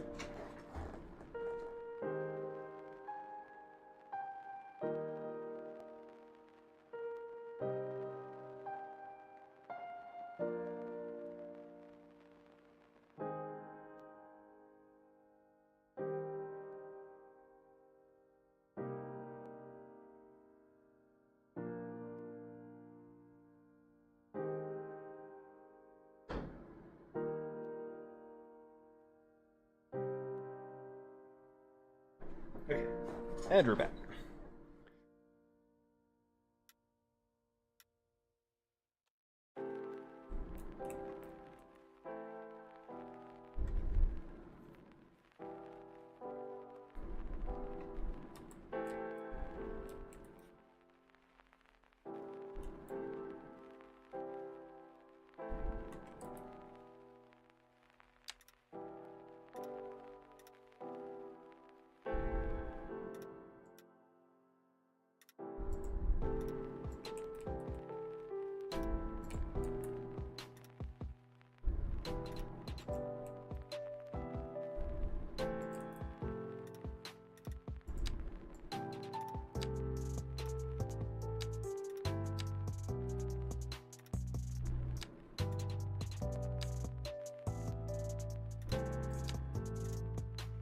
Oh, it does not like that.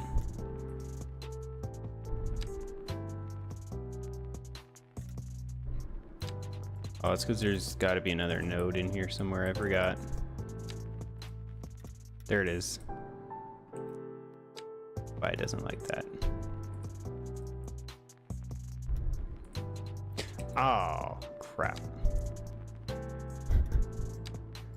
Brutal.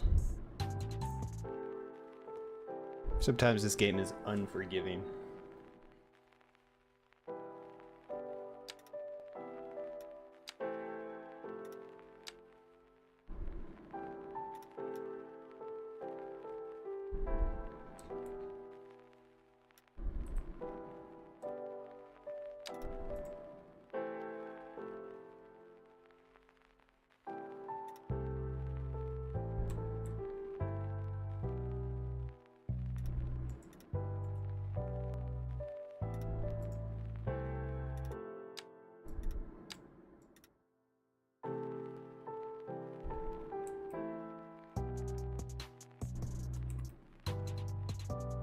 It's working out pretty good, I'd say.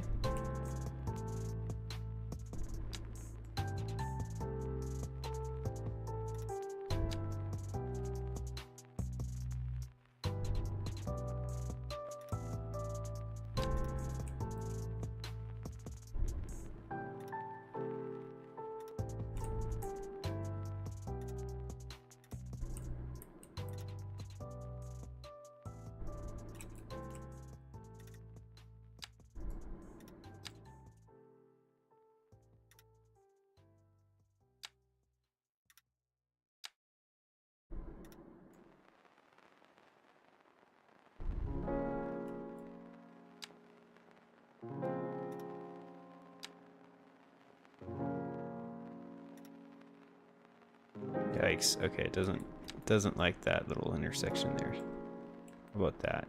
You try that?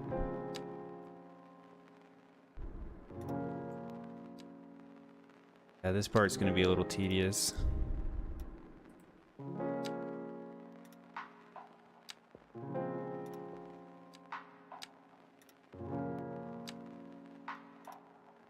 There we go.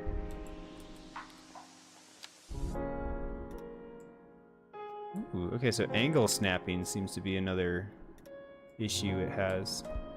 That's fine though. Basically, we're putting together a big jigsaw puzzle.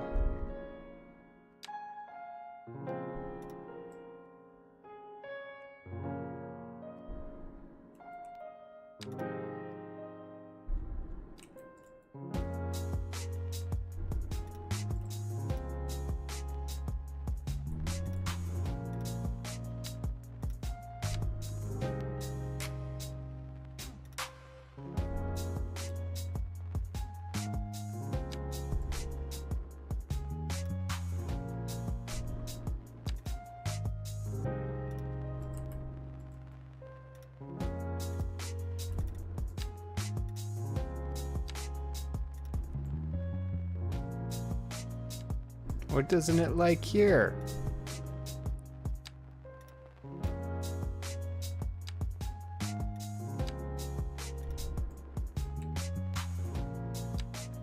No, there isn't another node in there. Oh, it's that one. Okay, that makes sense. Well, I guess we're getting the hang of this. It's just a little jarring, I'd say.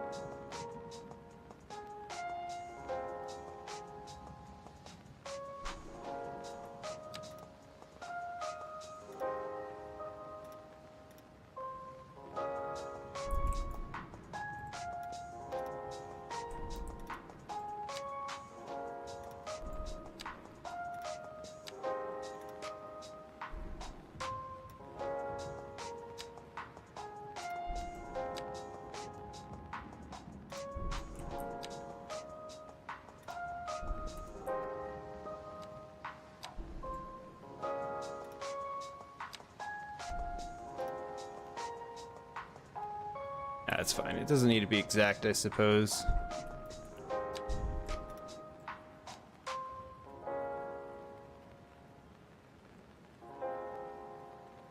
Yeah, I was... I was teasing it to Kodiak, and because he's from Michigan, so we'll see if he enjoys it with all the details. But yeah, I can't wait for him to see what I've done on this one.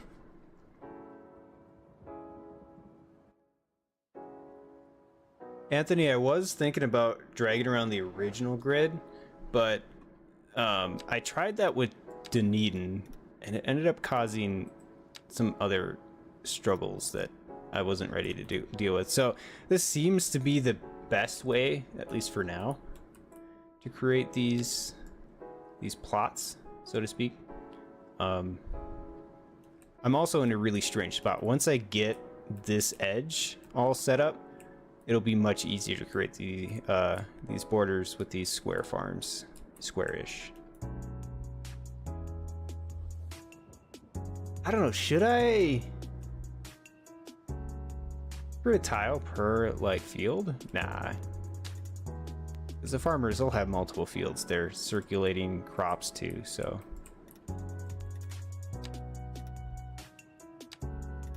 This is gonna be a beast to test, by the way.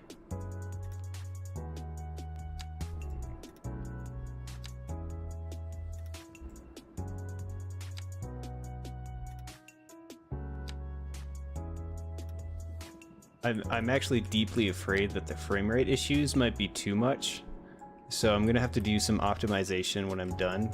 I don't think there are a whole lot of frame rate issues, but my tolerance is a little higher than others because I grew up in an age where 20 FPS was perfectly fine. If you grew up with potato computers, you know the struggle. Or even on consoles, because consoles, they rarely play at 30 FPS. Let's get real. Okay. Where's that node?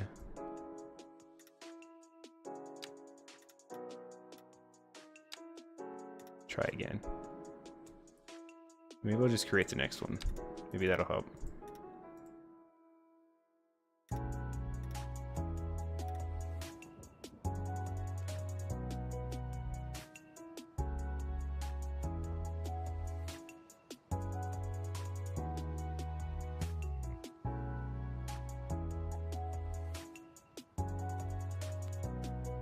Anthony, are you talking about the issue with like map tiles and stuff?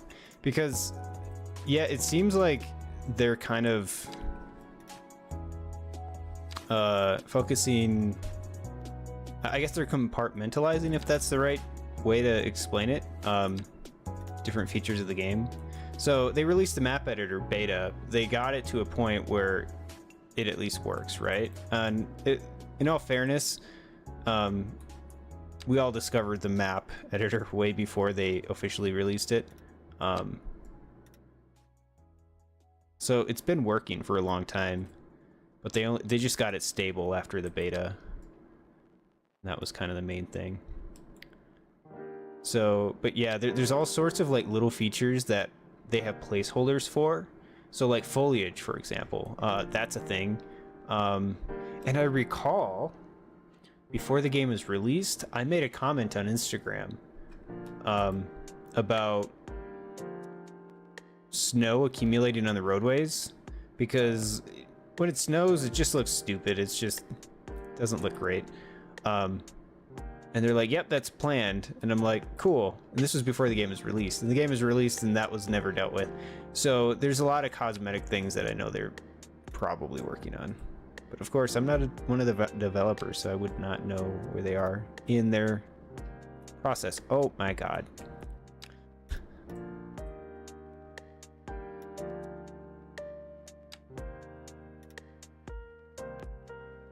Oh, ouch.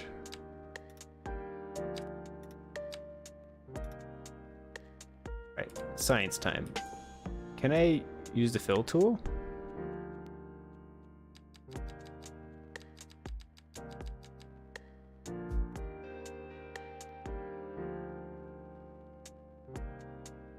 No. Okay, never mind. I wanted...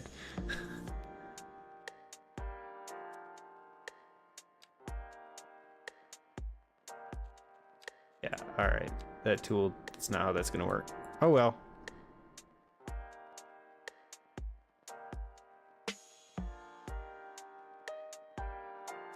Yeah, the surface tool, and I was actually really surprised when they released the zoning on roundabouts. And some of this is like no-brainer stuff that they're having to release. And it's just like, why didn't you guys do this in the first place? But the easy answer probably is they probably just didn't have time. They probably wanted to.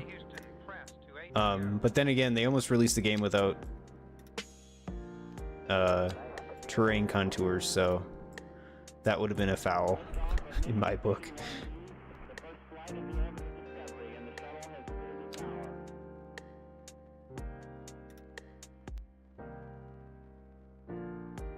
Okay, the edges are gonna... I'm afraid to delete that node, so I'm not gonna deal with it.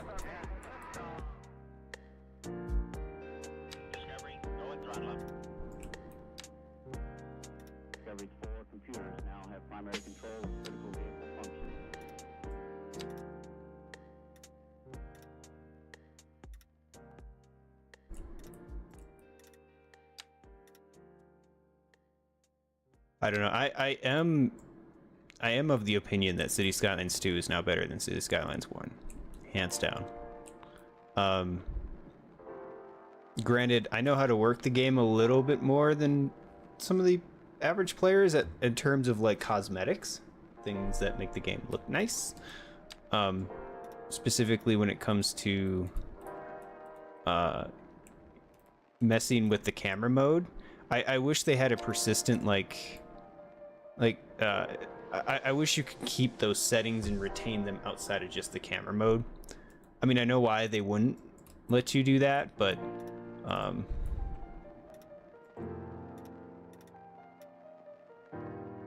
it would help in just, you know, because I want to give people presets for like tones and colors and color correction.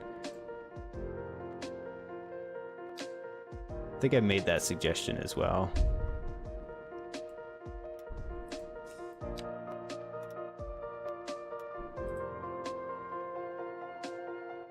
We are making progress. Let's save the map. Because if the game doesn't crash, I'm sure lightning will do something to the power. I don't know. Ruin all my progress.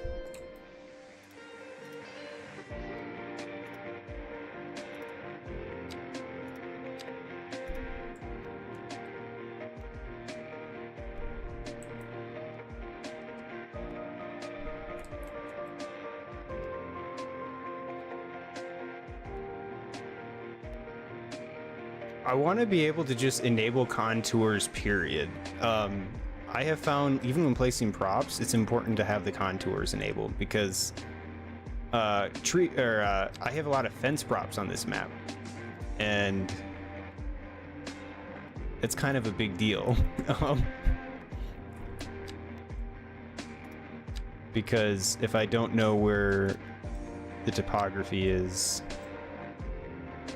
the fences do pretty freaking wild things. Wow, we are trucking along with these.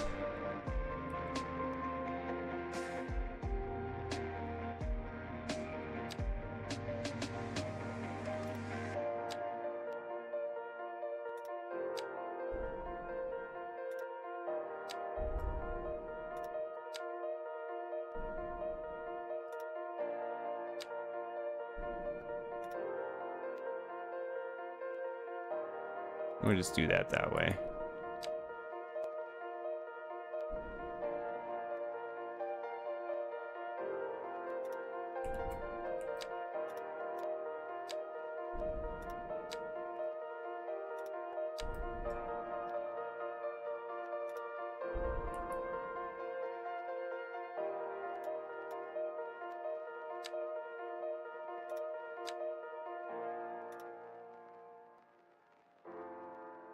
Okay, I know that doesn't make any sense, but...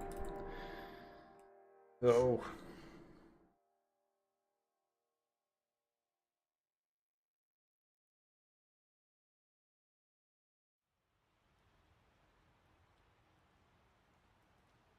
In basic? Do you mean like basic military training?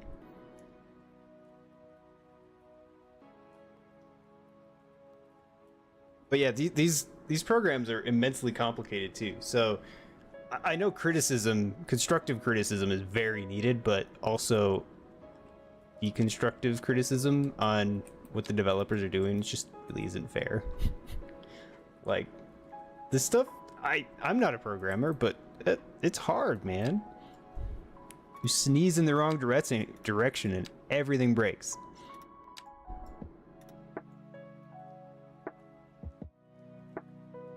Thank you, Leonardo. Appreciate you. Thank you. Love hearing that people like the work, because it's a lot of work. It's a lot of fun, though. I enjoy doing this stuff. Been telling the girlfriend, because she doesn't totally understand what I'm doing here. She's learning, like, oh, this is actually pretty cool. But she's like, why would anybody do this? Because it's like painting, you know? You're creating something. I can be a little obsessive with it, but you know, whatever.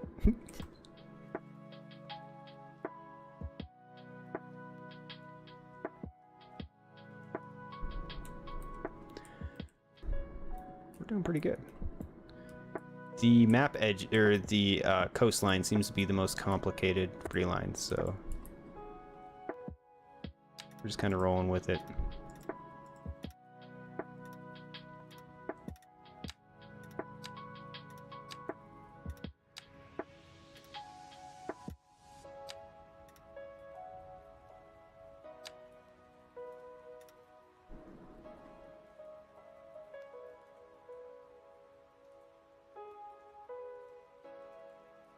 Yeah, see the struggle Penderosa.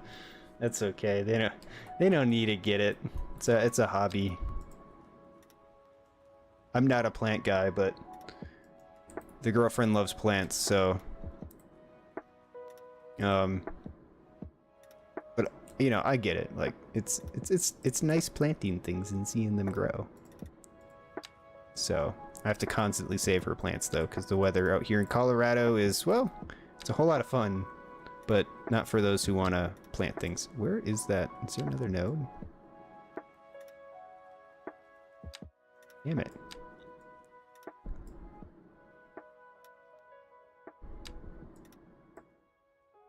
Nope. That makes zero sense to me.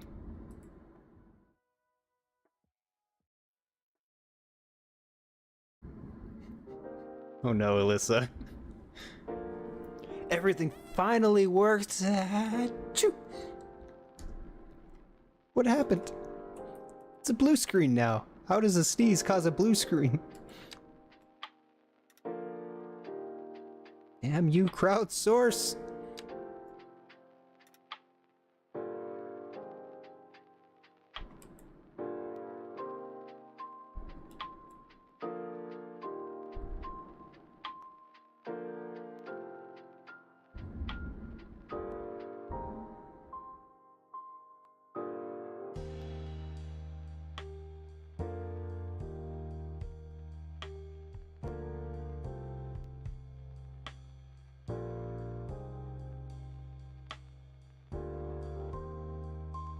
Oh yes, good old thunder and lightning. The storm chaser and me.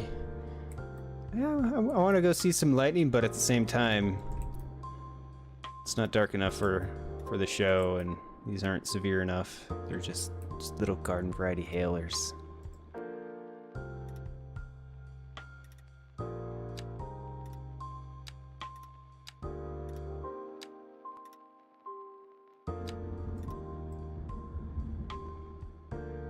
Oh man, this is fantastic. Just playing some Cities Skylines while the thunder roars. It's good stuff. Relaxing Saturday.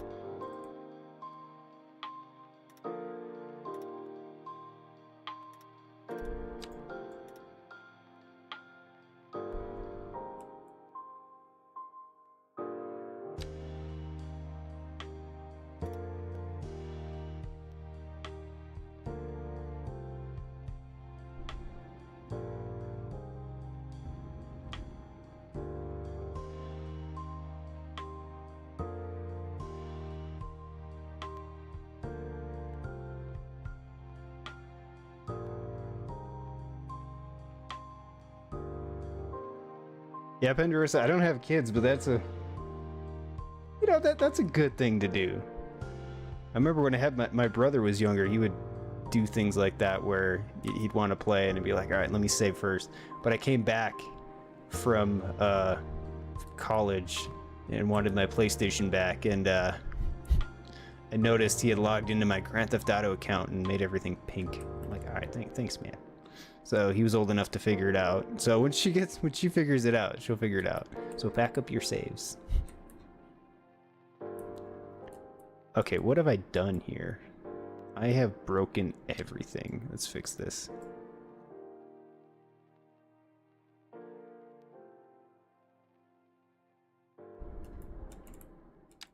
Oh, I wanted this on this side of the road. That's why I did that.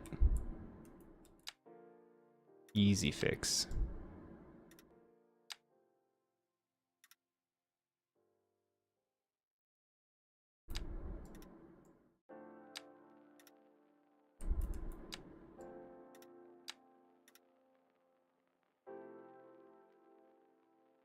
Nice.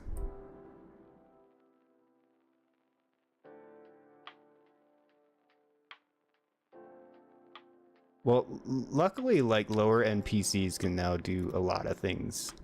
Like I love consoles, but like, man, you can still get a pretty cheap PC for the same price as a console and still do a lot more. So I don't know why I'm making that point, but point is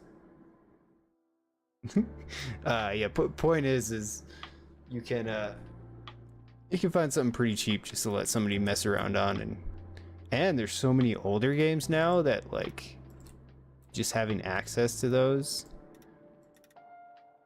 and giving a child like all of the access to these old games that are just freaking amazing.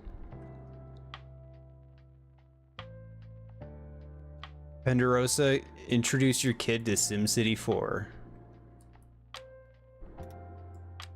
Saying.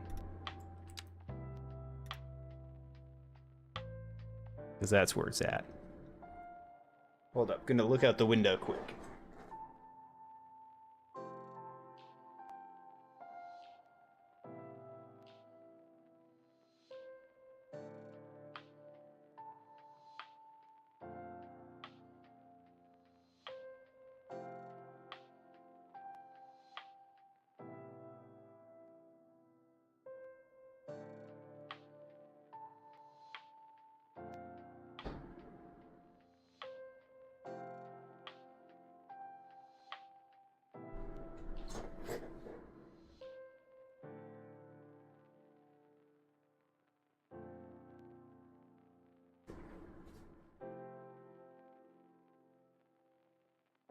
Oh yeah, Penderosa. Man, some of the older SimCities too. I never played them because they were, a lot of them were before my time. But well, not really, but somewhat. But yeah, some of the simulation details in those are apparently pretty friggin' amazing. I think people still mod like some of the old SimCities too.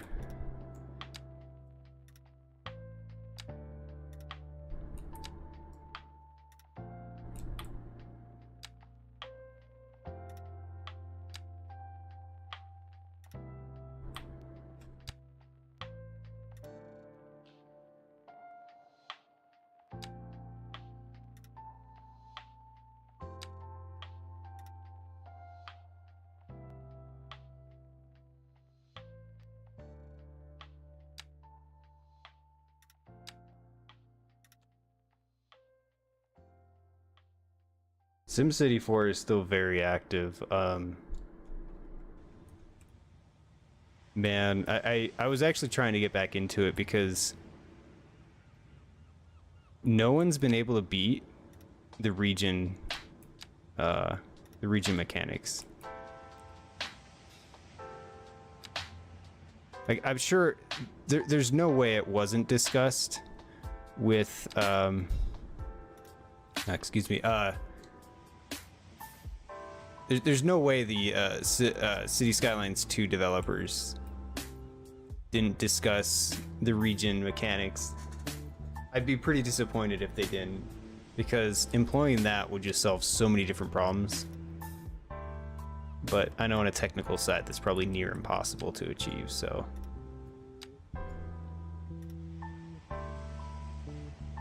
But then again, the surface tool is very much like the filler tool in Cities XL.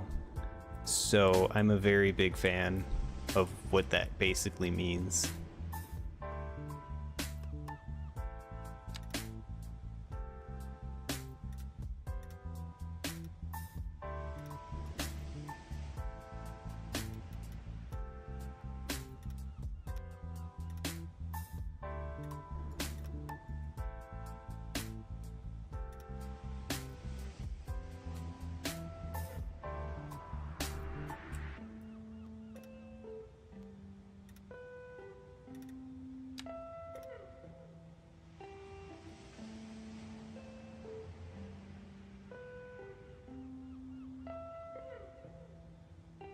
Yeah, I wonder how they would implement that though. Like SimCity 2013,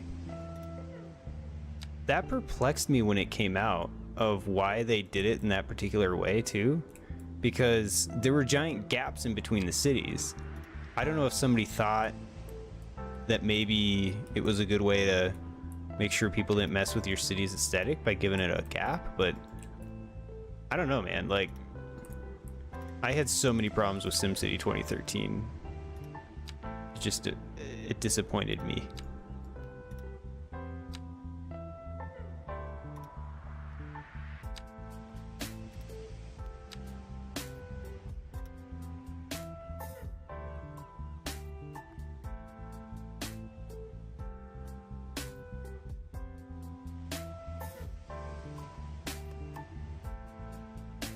I don't know. I guess not quite like SimCity 2013 did. I would say,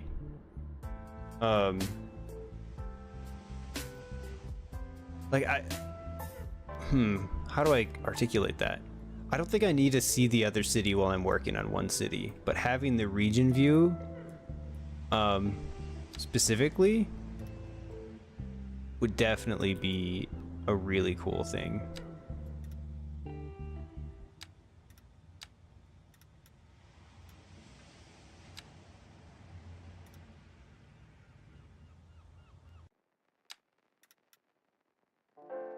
I wonder, because like that wouldn't be something they can trademark, right? So, okay, this is like broken. I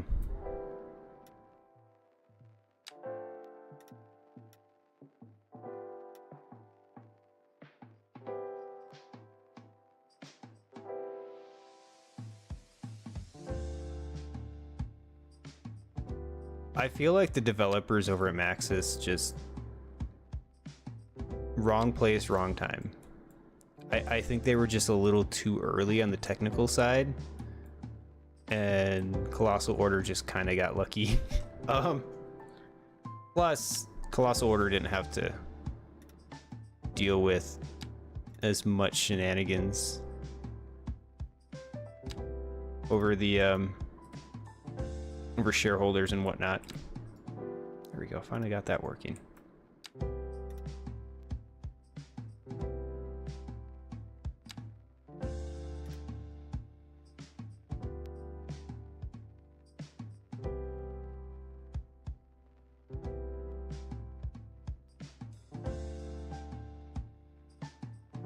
Okay, the multiplayer cities thing was just a bad idea, period. At least the way it was implemented. So that basically is what killed it, was they tried to make it multiplayer. And I don't know if you recall, but Cities XL had similar gameplay mechanics, because you could like visit people's cities, you could see them walking around your cities and stuff. But they even committed an even bigger sin than EA when that game first came out, or when that game first came. Yeah, they turned it into a subscription model, which is absolutely insane to me. They eventually like kicked it out, but they were trying to charge people $10 a month to play a city builder, which blew my mind. I was in 9th grade at the time, and I was like, I don't have money. I'm a kid.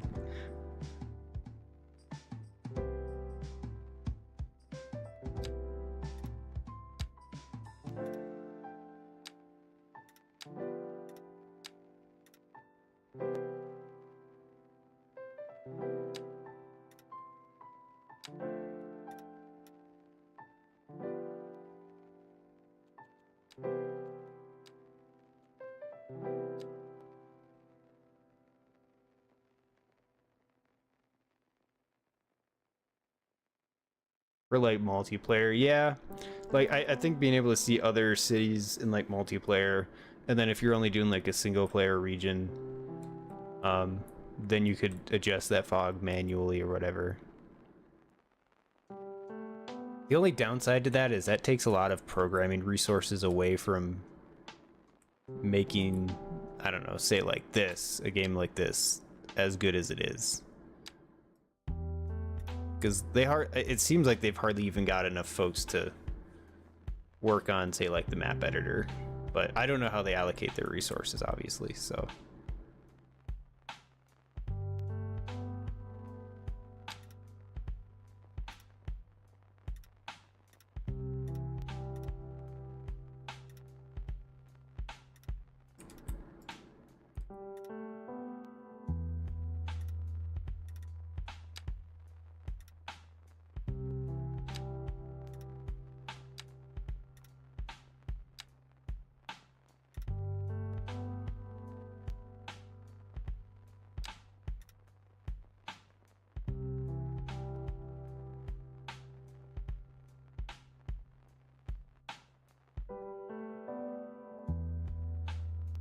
What I would enjoy is being able to edit a city along with a friend.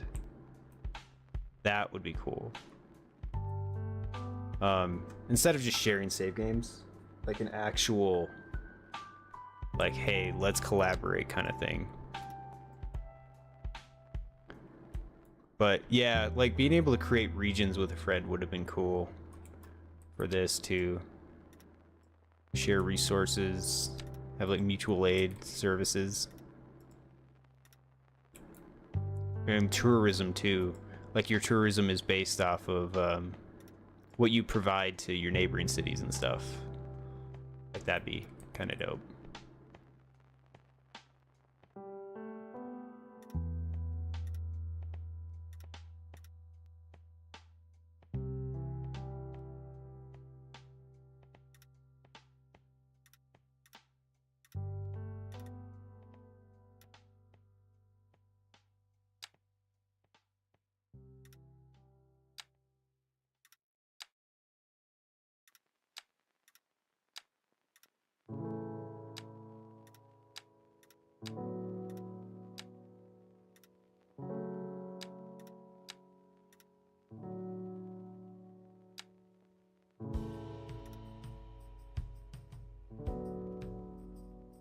This looks a little goofy.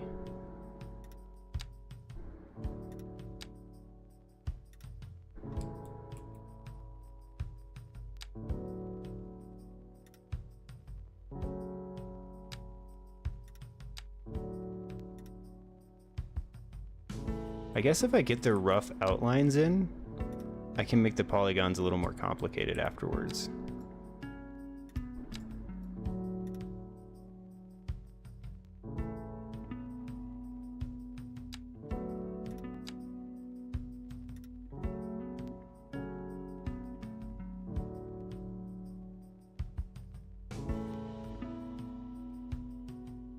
Anthony, it doesn't seem like there's a display count. Yeah, maybe if I loaded up the game though.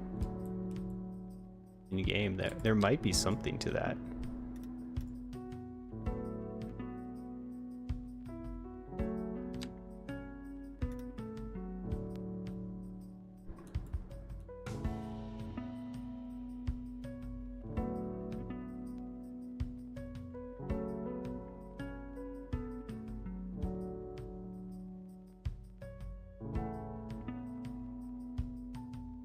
Oh, Alyssa, that's like a cool thought. Like, all right, so imagine, so we're creating these tiles, right? Yeah, you could give another player, and I'm sure people have said this before, but control of specific tile, like different starting tiles. And then, so going back to the reason I'm developing this city this way is because of some project I had years ago, was letting cities grow organically and then into each other. So you got like an ore city to the northwest, right? Eventually it grows and starts to connect to a city to the southeast, which is a harbor city, you know? So you could have people do that, and since it's like you got different styles and, you know, different mayors wanting to do different things, it would make a really unique like experiment. That'd be really cool. Or you have a single map full of like 10-15 people, and yeah, you have like different people controlling different neighborhoods and stuff, and you all have to vote on overall map policies. Oh man, you could do so many random cool things. Technically you could do that now, but in a more official capacity, you know?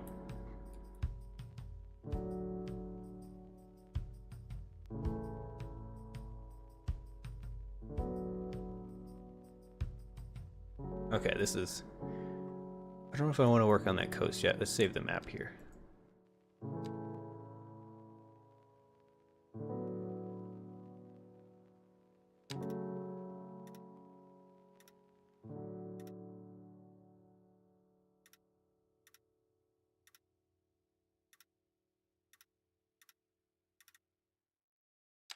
I have to go find all the polygons. I think I'm starting to get a good method for getting these in here now, where it's not as much of a struggle. This is the first time I'm actually making custom tiles.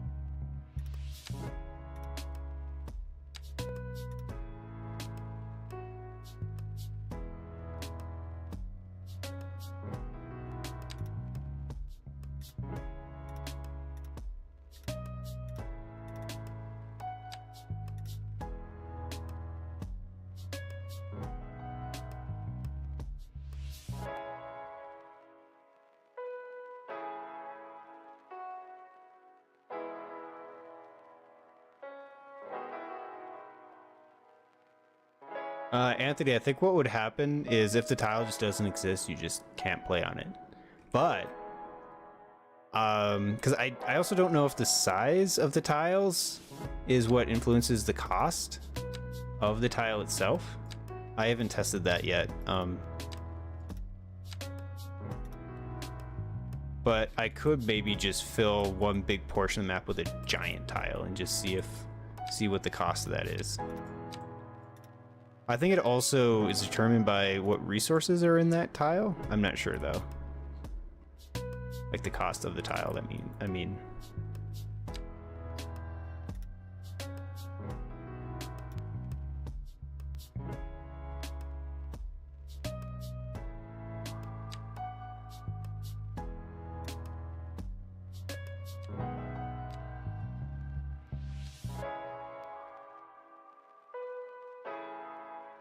I'm afraid to move the start tiles to do a little bit of testing, so I'll probably try that a little bit soon-ish.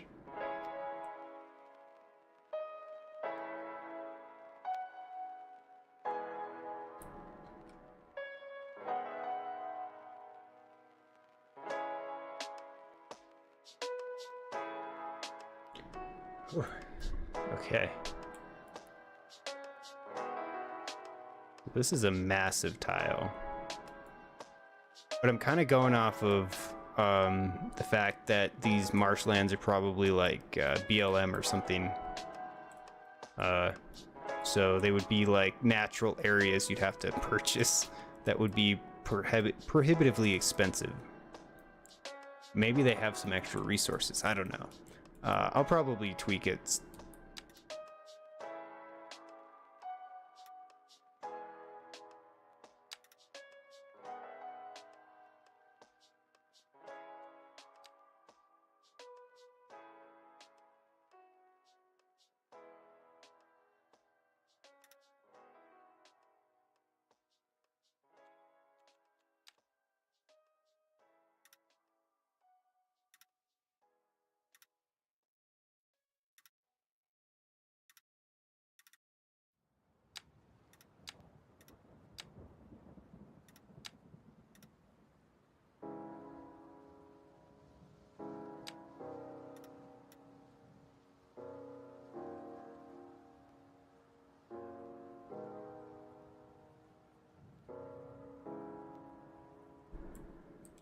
I don't know if I like the way that looks.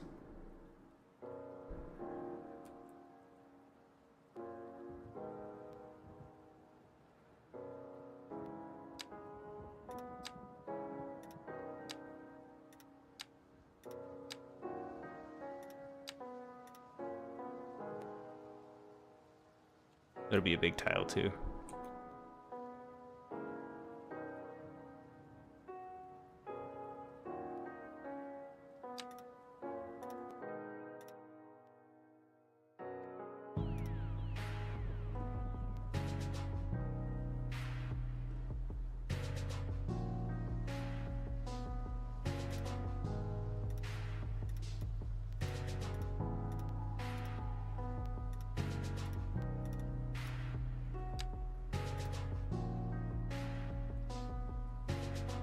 Oh.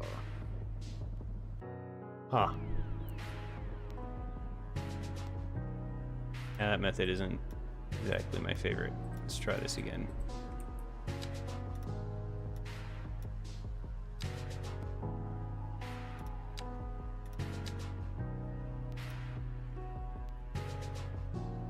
Yeah, we'll split some of these up into two.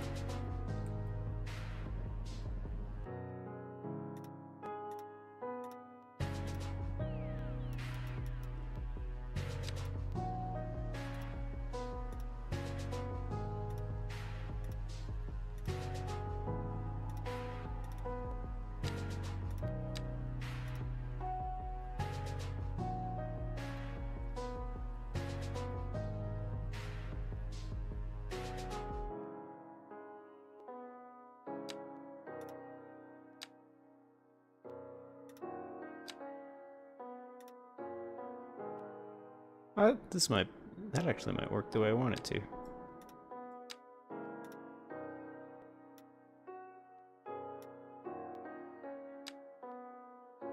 Sorry, I had a moment where I got distracted by the possibilities of making these a little more... Oh, God. That's fine.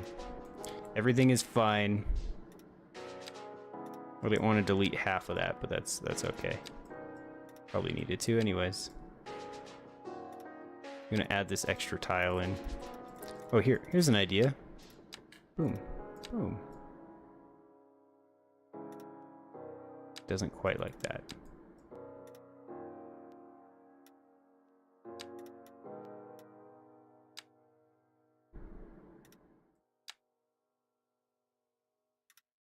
Uh oh.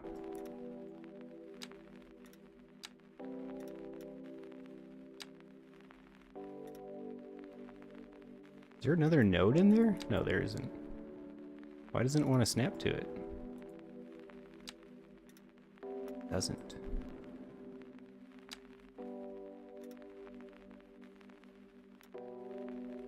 I may have fucked up.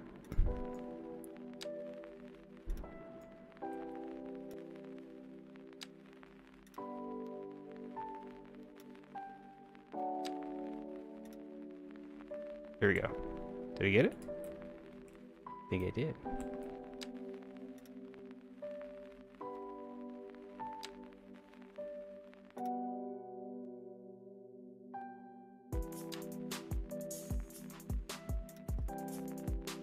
Yeah, I just wanted to create an extra plot of land here.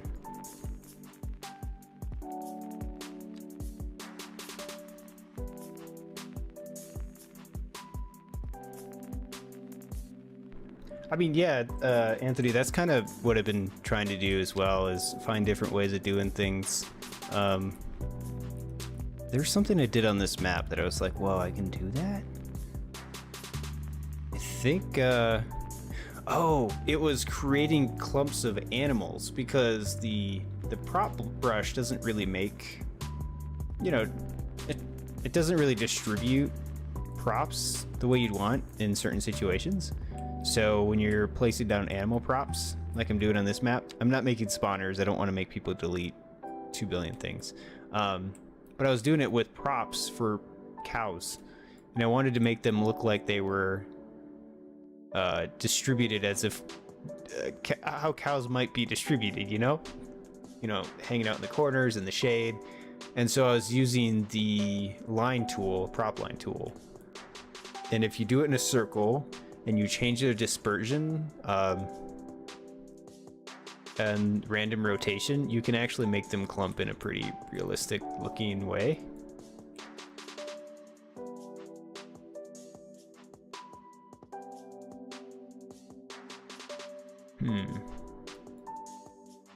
Let's finish the coastline and see how that works.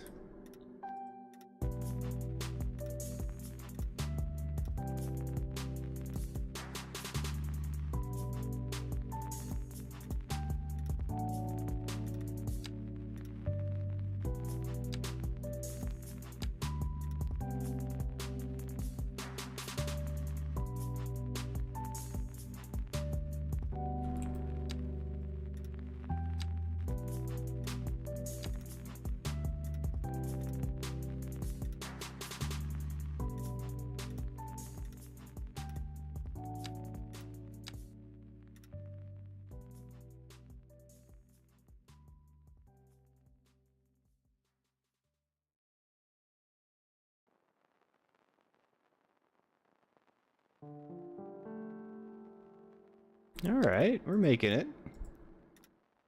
Making it work.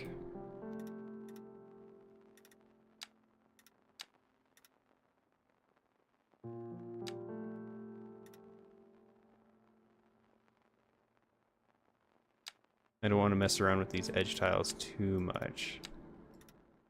Bad things might happen if I'm not careful. Like that.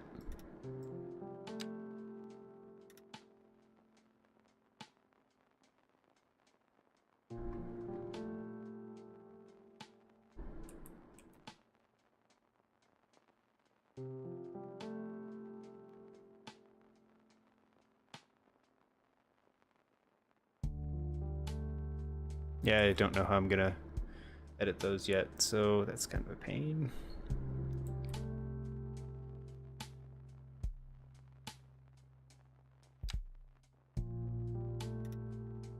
Oh, that's where we need the undo button,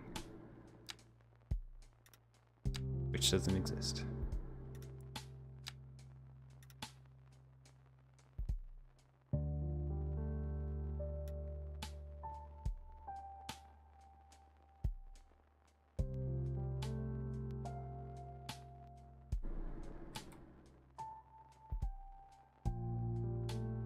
Alright, so this is kind of like a big forest area, so we're gonna see if we can just make a giant tile for this.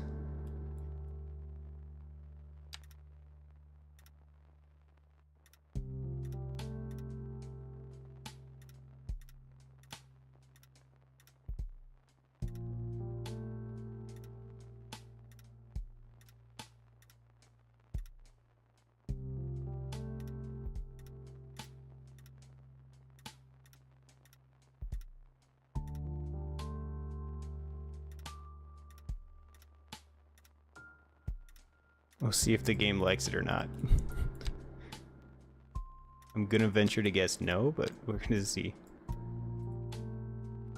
Good.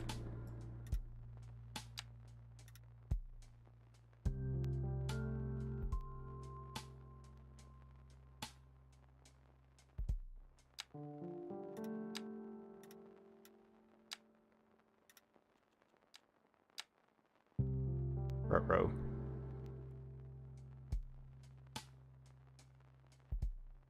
Alright, that's fine. Everything's fine. We didn't break it. Yet. Totally, at least.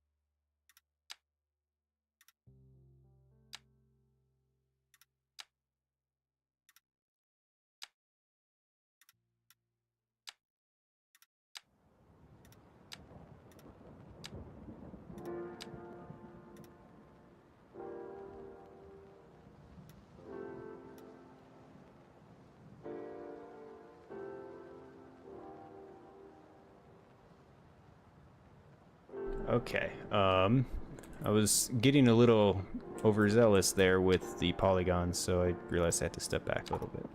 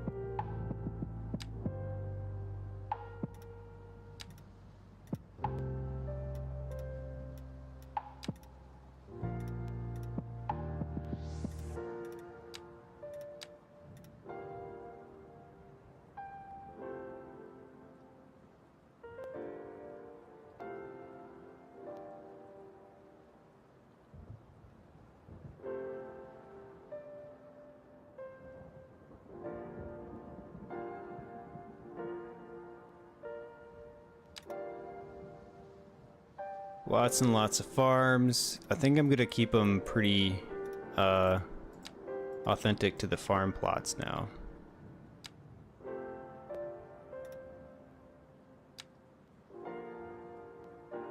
Hopefully.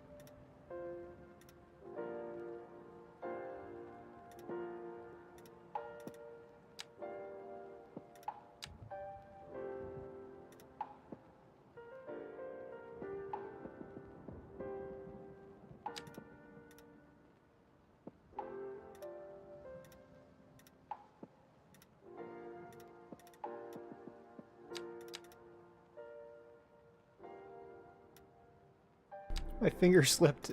No. Okay, we're good.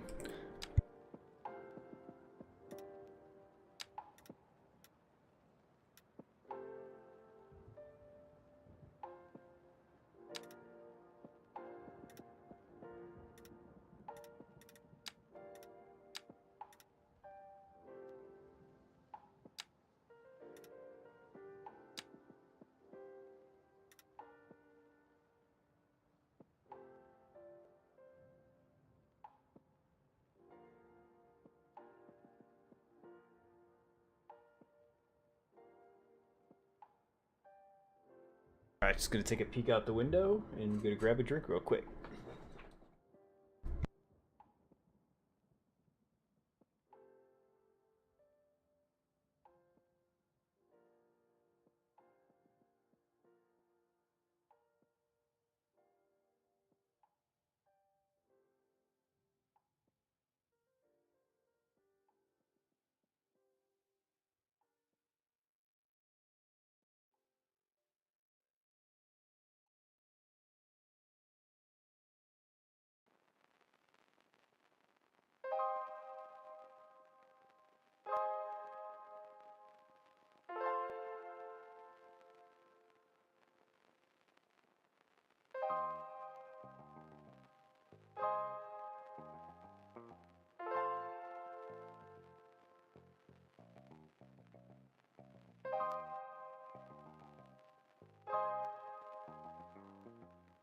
Okay, I'm back.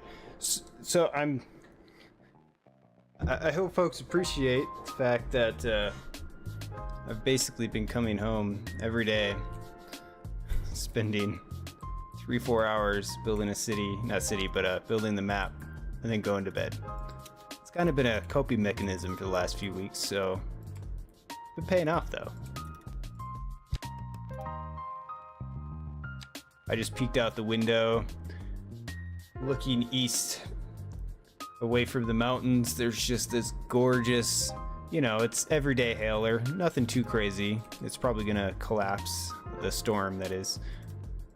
We're gonna collapse into an outflow boundary, spark some other storms somewhere. But I could see the hail core quite clearly reflecting from the sun. Pretty cool.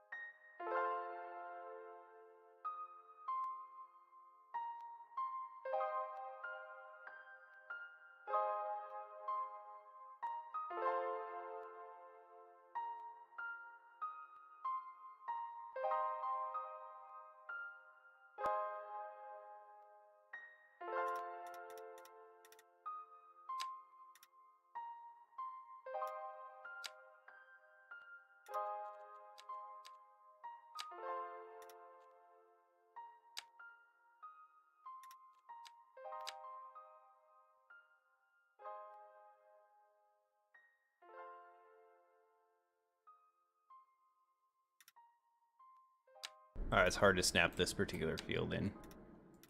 Struggling with that.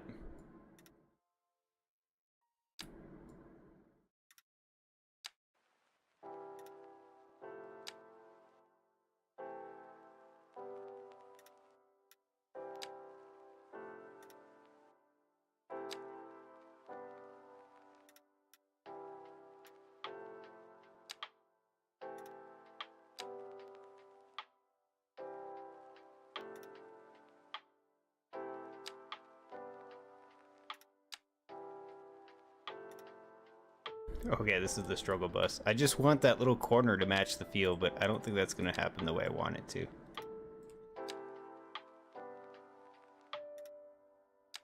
So we'll just settle.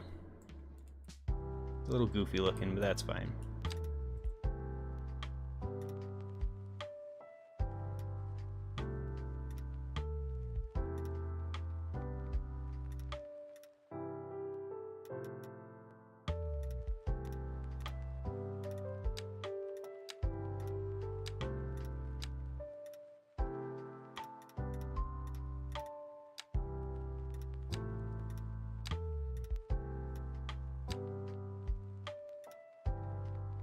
Got a pretty good technique for these tiles going now, though.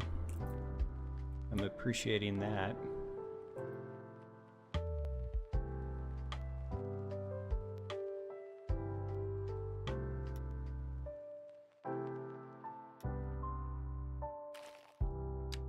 Thinking maybe I should just make this into one plot.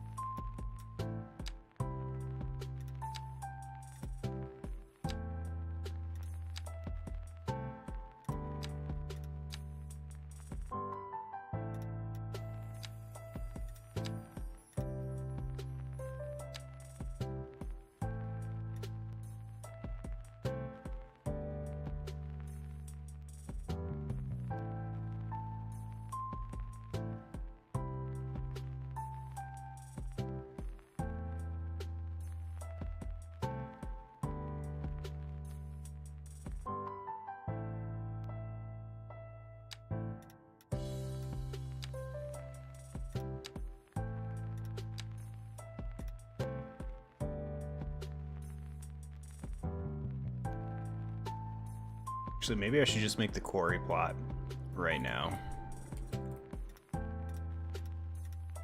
Start with a square first. Square. Something like a square, at least.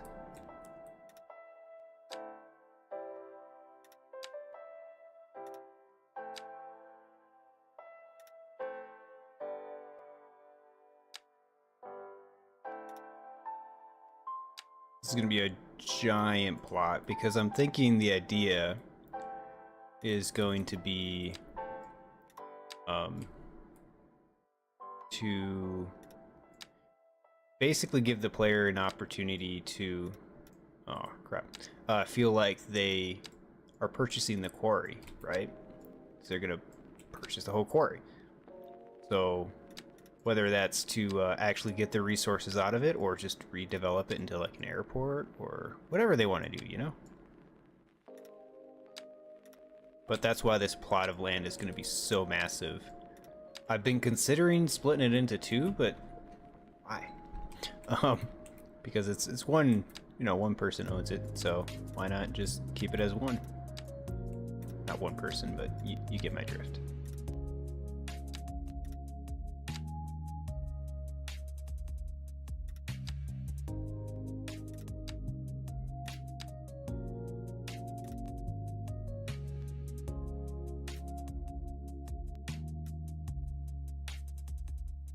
Nice.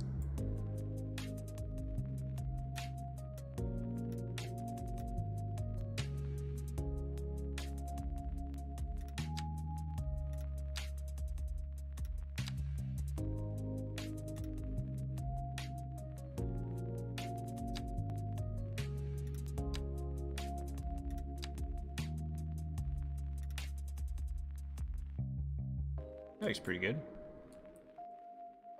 Now we've got the quarry plot here. What is happening down here?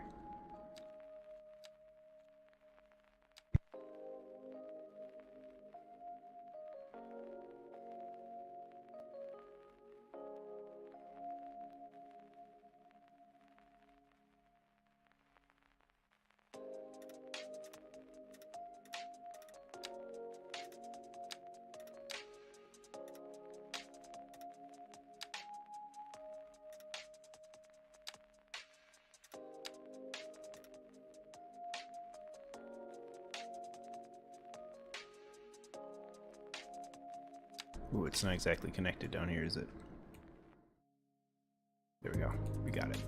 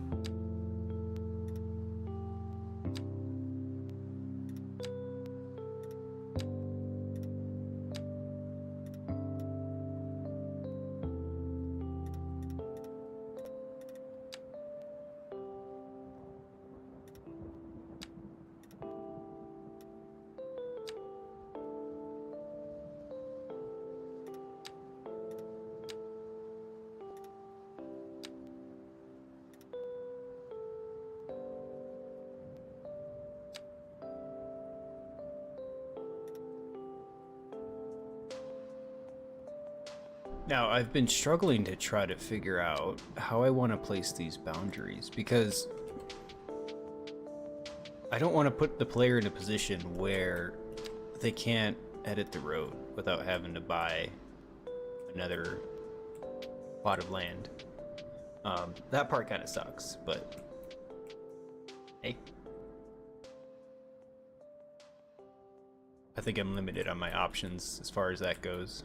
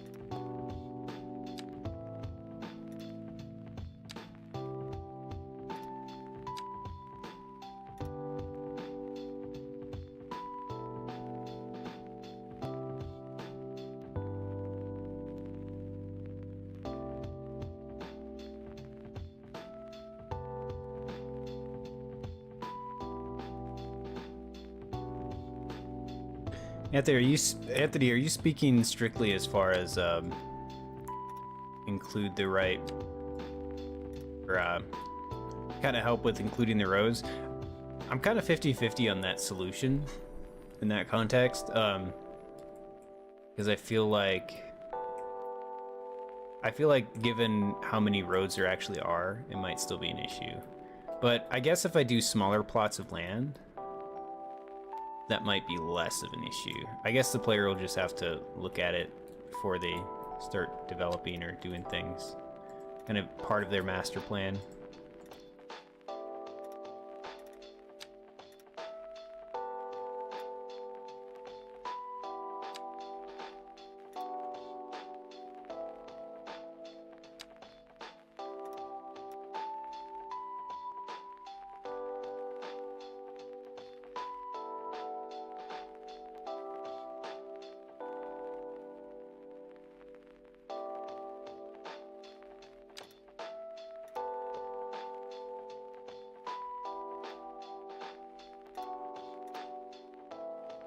I think what I'll do is get all of these plots of land painted out, and then if I need to tweak it later, I can, and see if I run into any issues with gameplay in terms of roads and plots of land being inaccessible.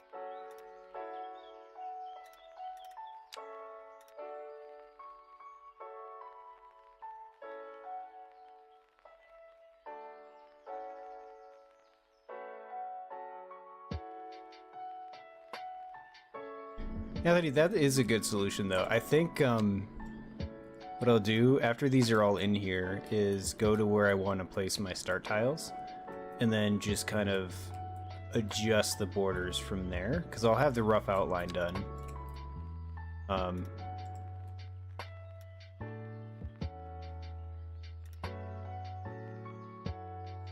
And that should at least give me an idea of how to fix the problem. If it is that much of a problem, I'm not really convinced it would be that much of a hindrance. Especially if I do small plots.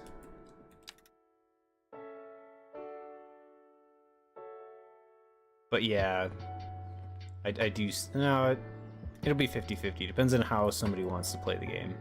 Me personally, I don't play with tiles. I personally don't care about them, but I wanted to kind of put a little more of an emphasis on that in this case.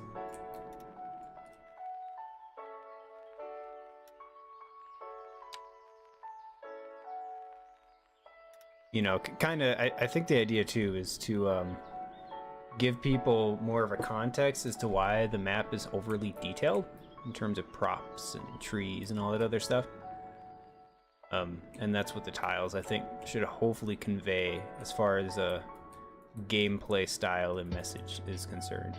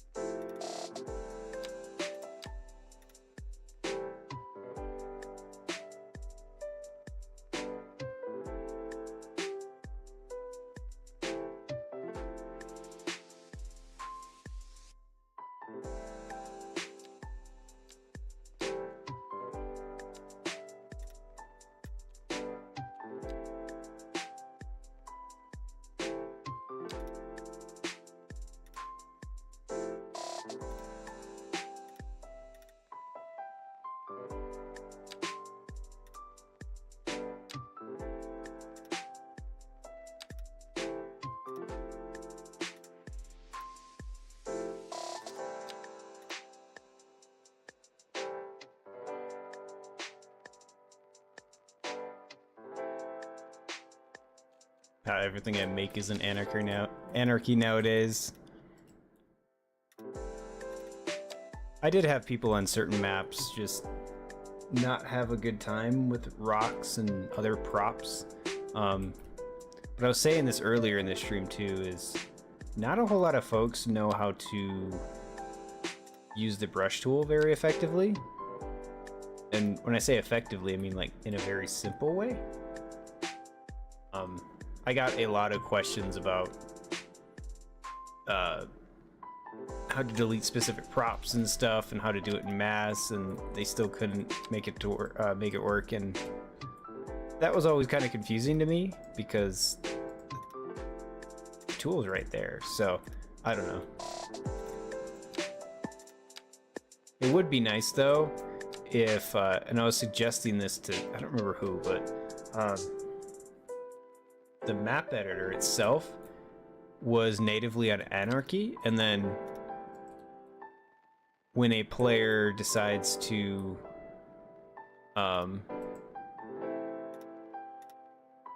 play the game anything that was created in the editor can now be auto hid when you develop over it, or something like that. I don't know. What is happening here? Oh, it does not like this placement at all.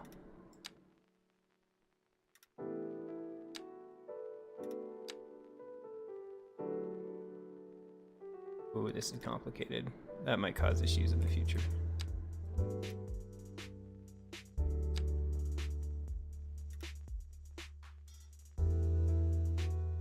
What's going on down here? Oh.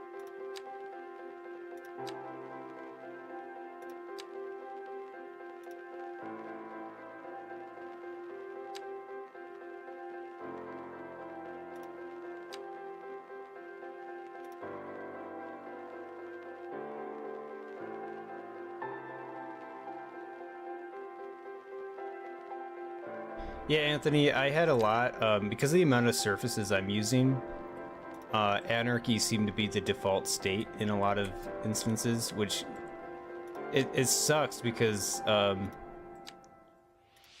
mean, the value of doing that is a lot more than the hassle, right? But some players who aren't very well informed on how those tools work might find that as kind of a hindrance, because there's a lot of things here that people are going to have to manually delete. But I'm going to pull a good old EA and say it's a feature.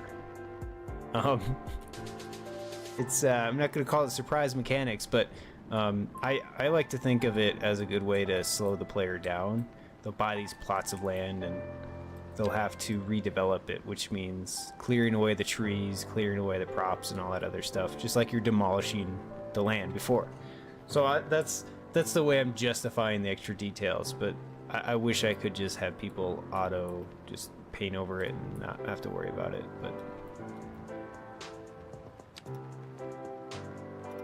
But I also intend on building on this map, so I'm basically building a map I can enjoy playing on, which is basically creating the framework for when I play how my actual city build is going to go. I also intend on making the unplayable area fictional for this map on a separate release, where the unplayable area will have mountains, because I love the Midwest. I grew up in Minnesota, but no, I need some mountains to frame my city. So that's what I'm gonna do. I'm gonna release the realistic version, and then I'll also put a mountain version out later.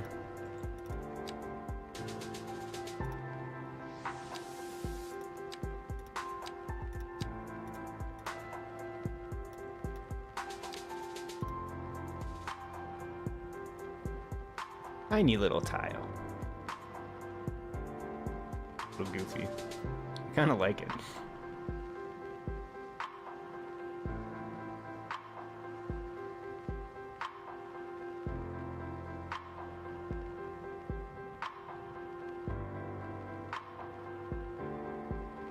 Yeah, Anthony, there's a lot of folks experimenting with the prefabs. Was it Harbor Master J that was doing some prefabs for, I don't remember who was doing that. For, they were messing around with that in Dunedin, for the Dunedin map. Kind of make the pier look more realistic. Which I'd love to do, but unfortunately those prefabs aren't put into the save. They're actually treated as an actual, like an actual asset. Which has its own utility, but it's kind of a pain at times.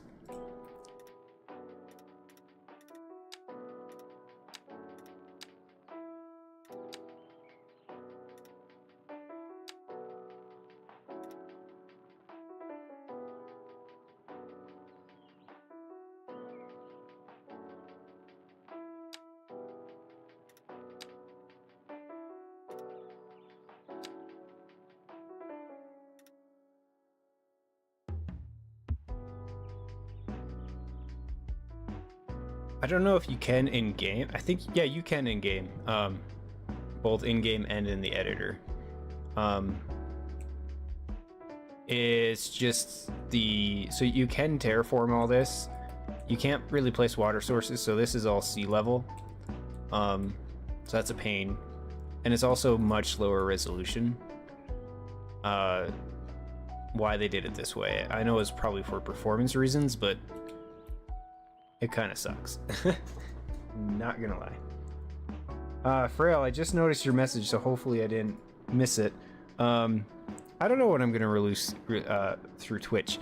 I don't know when I'm gonna release the map. I'm pretty close to something that might be playable. Like in this state right now, after I get the tiles going, it's probably gonna be releasable. But there's a few tweaks I want to make before I release the map.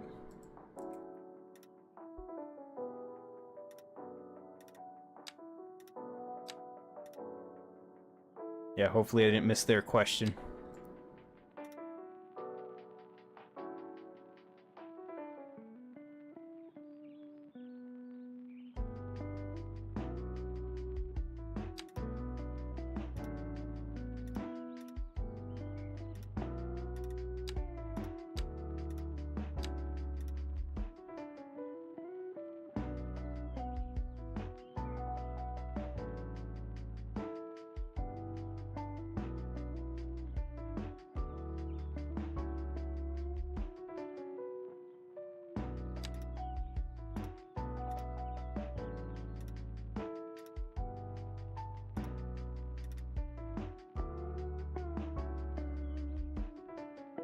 Yeah, there's a lot in the map editor that is clearly still in the works for them. I think for them, they also view map editing as kind of niche among the player base, which is fascinating. Not in the fact of like mind-boggling, like why the hell would they think that, but it's just the fact that it gives off that impression that map making is pretty niche.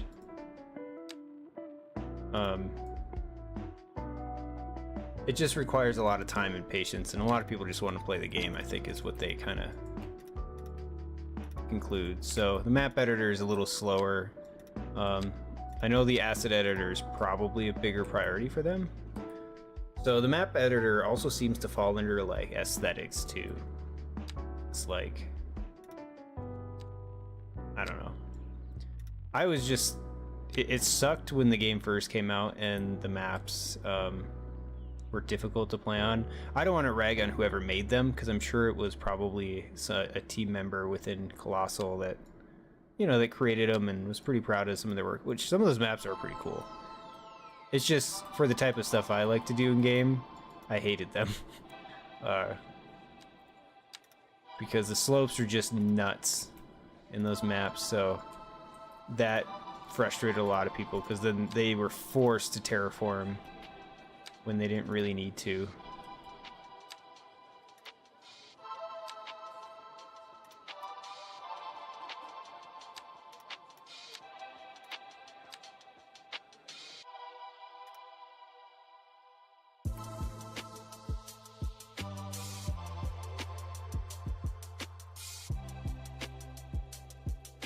Oh yeah, absolutely. Like, I will say though, the map editor was probably a good thing to somewhat prioritize, because if people are stuck on the same vanilla maps, they were gonna just leave. They just weren't gonna have a good time.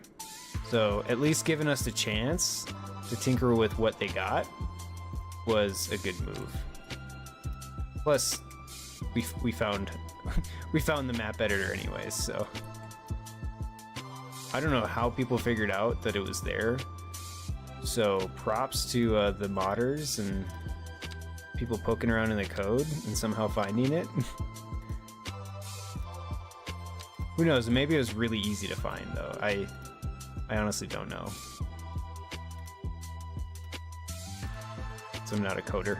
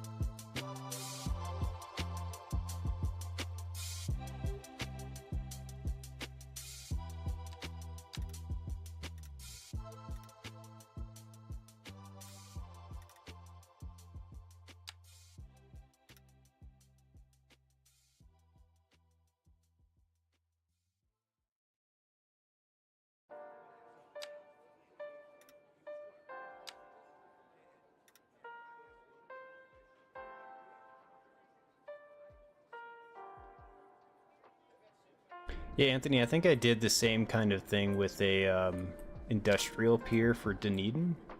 I used I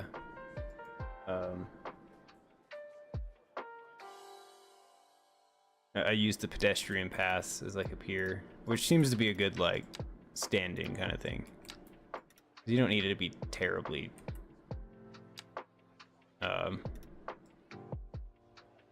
visually realistic.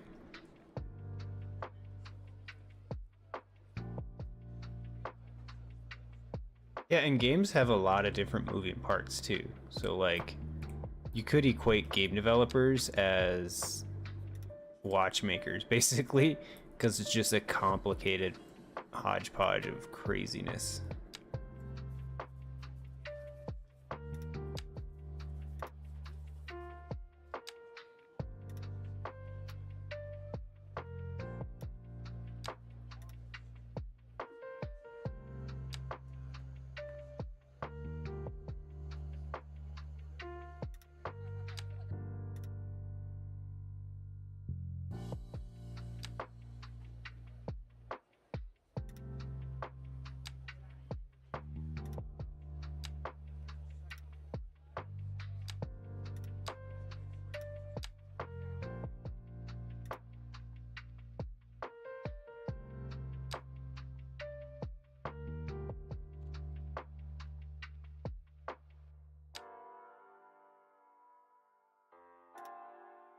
I don't know what that's snapping to.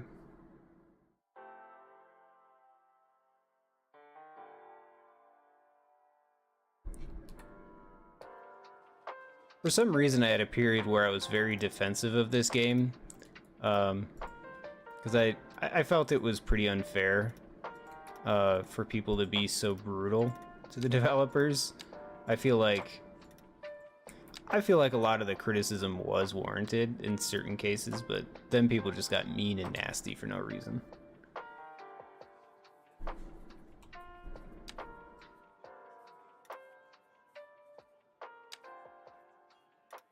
But now the game's at a state where I'm just like, yeah, this game's awesome. Like, there's no doubt about it. And I would definitely say that some of the criticism on it is a little too aggressive. The simulation still always needs work, but what are you gonna do? It's like, unless you have a supercomputer, like, traffic is hard to model. Hell, traffic in real life doesn't even act very rationally either. There's really no good pattern. So like traffic engineers they'll study the hell out of everything, but still find out that even though their intersection works great on paper, people are stupid. so their perfectly designed intersection will not work as intended.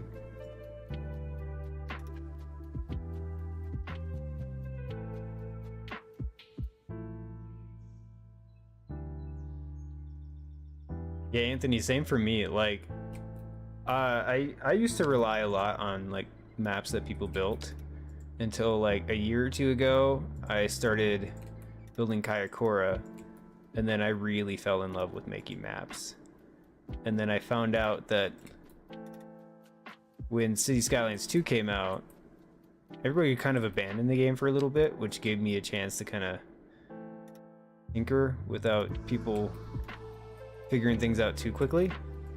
So I was able to edit the vanilla maps in the hacked editor, and people thought that was dope. And then Shanks on the modding Discord released a pretty good tutorial on how to get height maps all edited up in QGIS and all that, and here we are. Why aren't these connecting?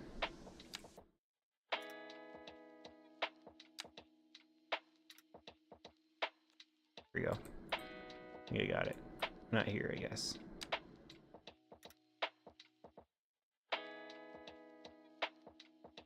But yeah, I am absolutely loving building maps. It is one of my favorite things. Plus, it's given me a few opportunities I didn't think I'd have.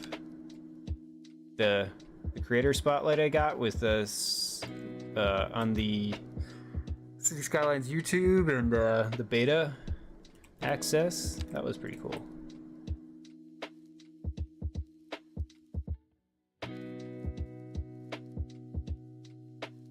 See, that I haven't really experimented too much with unplayable area editing by hand. It can be done, it's just such a massive pain in the ass, because you can't exactly like creating slopes would be very hard. You can't do like the slope from one height to the other, because out of the playable map you can't set the whatever tool that is to the height you want it. So I think the only thing you can reliably use is the raise and lower tool outside the map. That's about it. I'm finding, at least.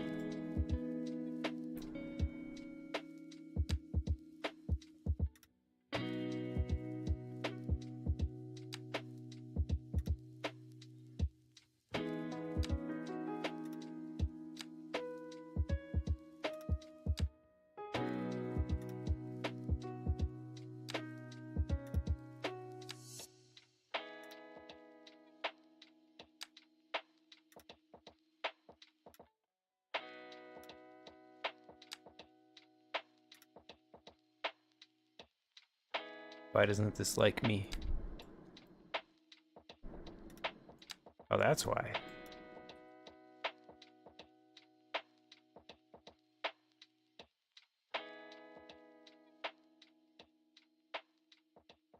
Yeah, I'm in that beta.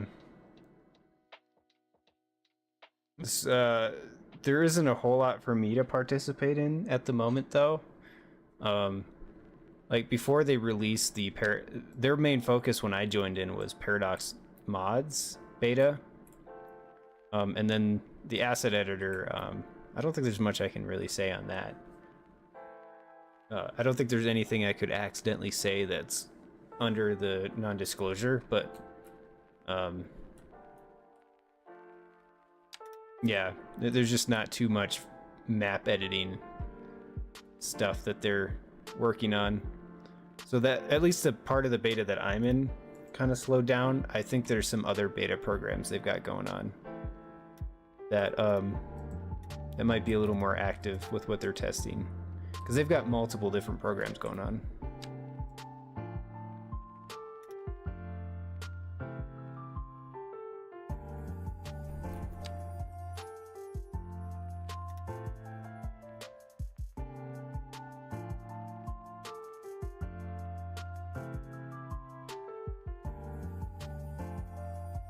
Yeah, I don't know if they have any test builds that are currently out that are particularly new. But then again, I don't know. I haven't messed with the asset editor. Although I think it was Harbor Master J that was messing with prefabs.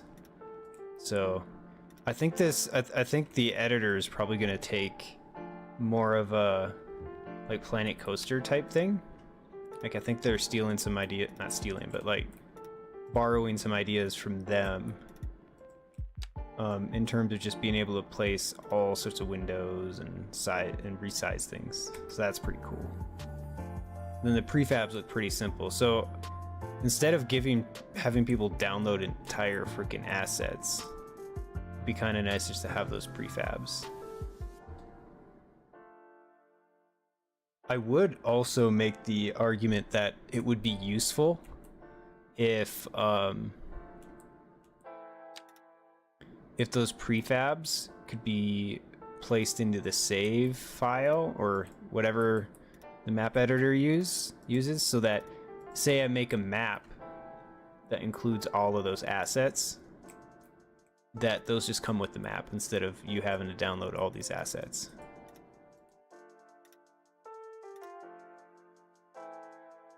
Or those assets being saved into the save itself, you know, in case people wanted to try things out. Why did I do that? Crap.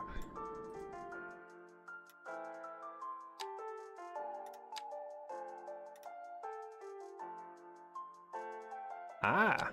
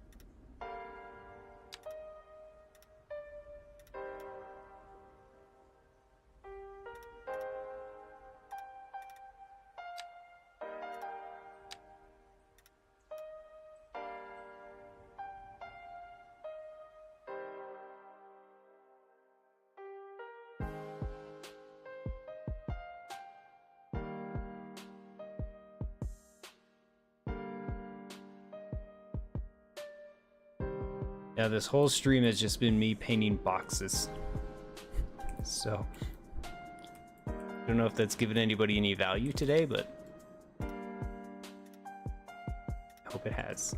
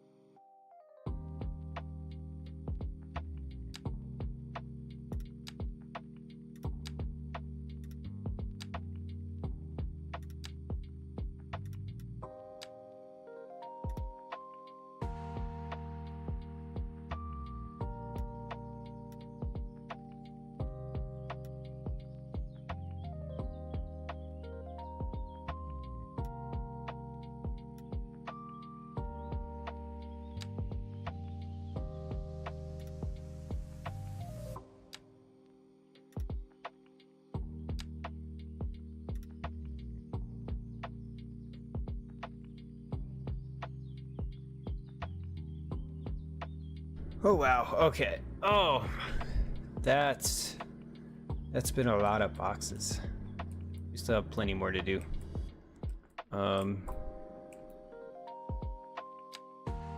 Looks goofy. I don't know why that's that way.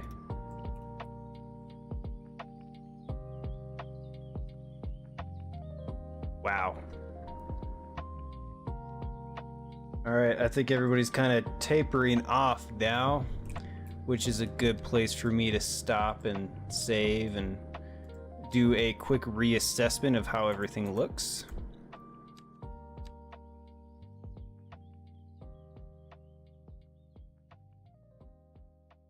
But I think we've made quite a bit of progress today on this Saturday stream.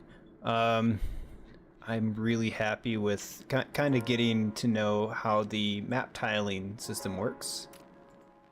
So that's pretty fantastic.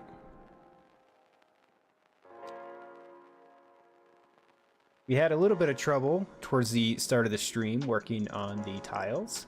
We didn't realize the starting tiles were an issue. We couldn't edit those. But yeah, wow. Everything is coming together though. Oh, there's a little bit of an issue down here. That's fun. I forgot to add that. Okay, I'll fix that before I end the stream. How are the tiles looking though? How much would this tile cost?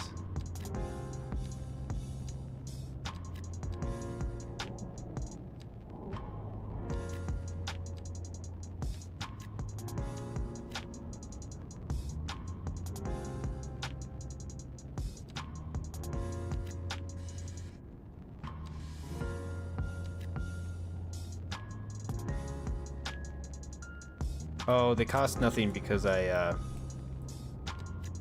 have anything going here. That makes sense.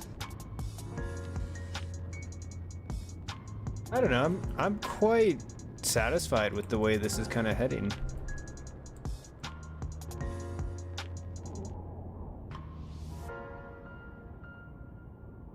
The tiles are in the shape of farm plots, so that's pretty cool.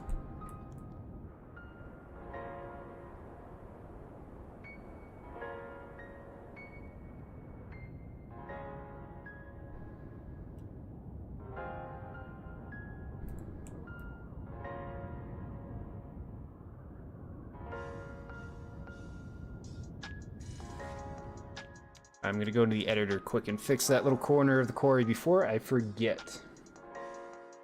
Oh man, I've been doing this for 4 hours. Wow. There goes my Saturday. Saturday well spent though. Let's load up the map quick. I think I'll be done with the tiles by the end of the weekend, which is pretty cool. Oh, wrong save, I think. That's the wrong map. An earlier version, I think I loaded one of the stream ones. When I was working on the streams. Not the stream, but the water streams.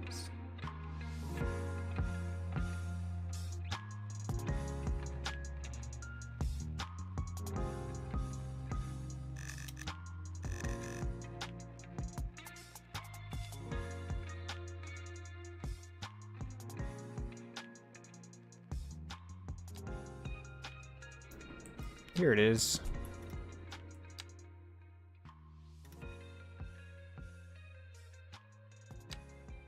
Why doesn't it like that? There we go. Let's done that out just a little bit more.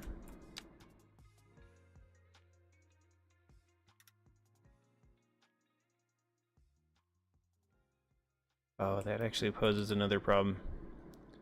I'm gonna have to make that a separate tile actually, before we break things. Thanks, Toby. Yeah, I'm really excited about this map. I honestly couldn't tell you how many hours I spent on this. I probably spent at least 30 hours on this map. I really don't know.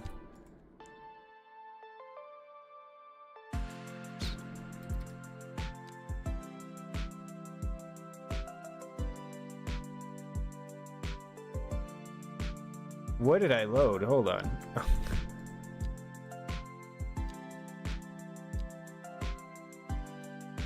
That doesn't seem right.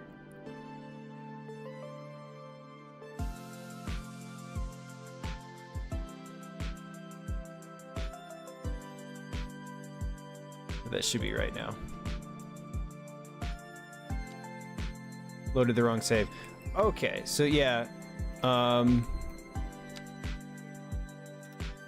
Essentially, the reason I'm not going to make this tile the same as the quarry is because I don't want to force people to buy the entire quarry just to unlock, or just to edit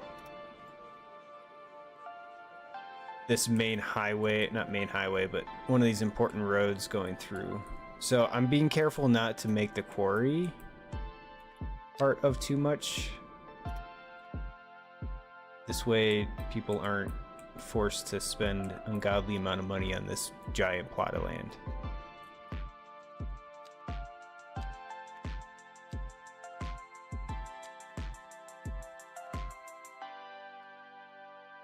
Alright.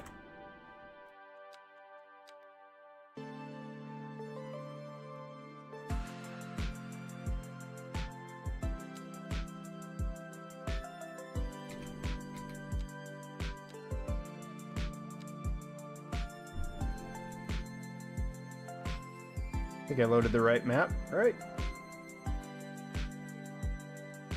I kind of just want to do an overview of how these tiles are looking. We got one here. I could probably do with some tweaking.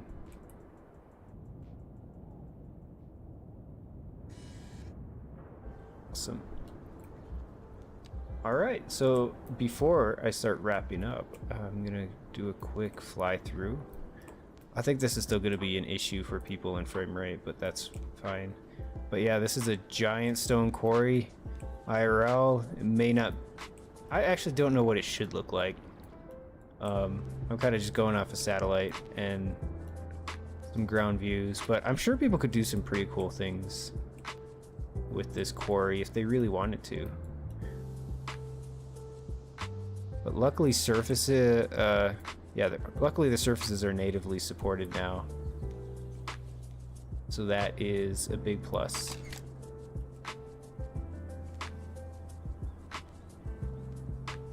How you doing, Yip? The Yip? On Twitch.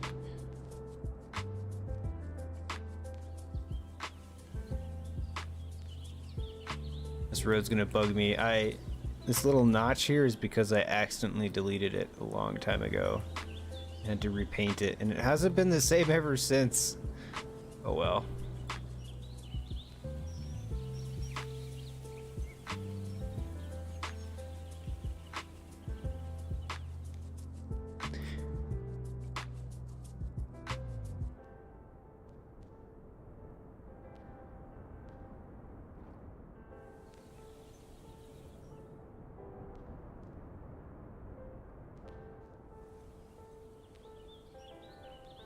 Finally found a grass texture that I enjoy too. I highly recommend Volcoria? Man, everything's so hard to pronounce. The Volcoria map theme for grass at the very least. It looks so good. Thanks, Anthony.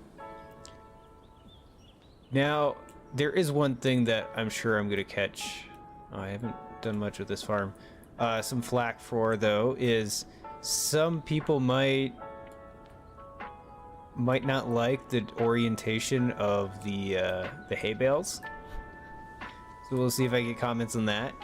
Also sprinklers while there are hay bales. That might be something people comment about.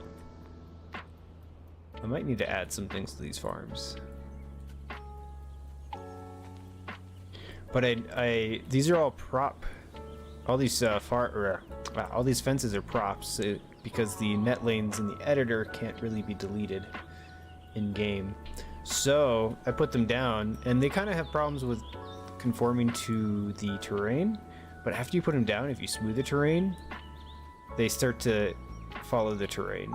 And so I'm actually kind of chalking it up to just like old and crooked fences, you know? So it's going to be kind of my route to take my happy accident kind of thing. And as much as I'd like to put cow spawners in the map, I don't feel like making people click a billion things to delete and try to figure things out just to play the map. It's going to be hard enough for them to have to buy a plot of land and delete all the vegetation. That's intentional, of course, but like, if I had spawners in there, a lot of people aren't going to figure it out and they're just going to be frustrated, so I'll be reasonable. But yeah, hay bales while their sprinklers are out there. I don't know if that makes sense, but I think I'm okay with it, just for the aesthetic of it. I'm not a farmer, so I don't know. But the original height map, and I'll have to go in to kind of smooth some of these fences out a little bit, but has this ditch. People are also going to notice that sometimes the fences are a little too close to the road. And ideally, it'd be closer to this the farmland over here, but so cars have a safe, like, escape route into the ditch, but there's only so much you can do. I wish I could put wire fences. So in areas there aren't wire fences, especially where the cows roam, or any fences, I'm just gonna pretend like there's wire fences where these bushes are, you know? Yeah, you even have these irrigation ditches, which is pretty cool.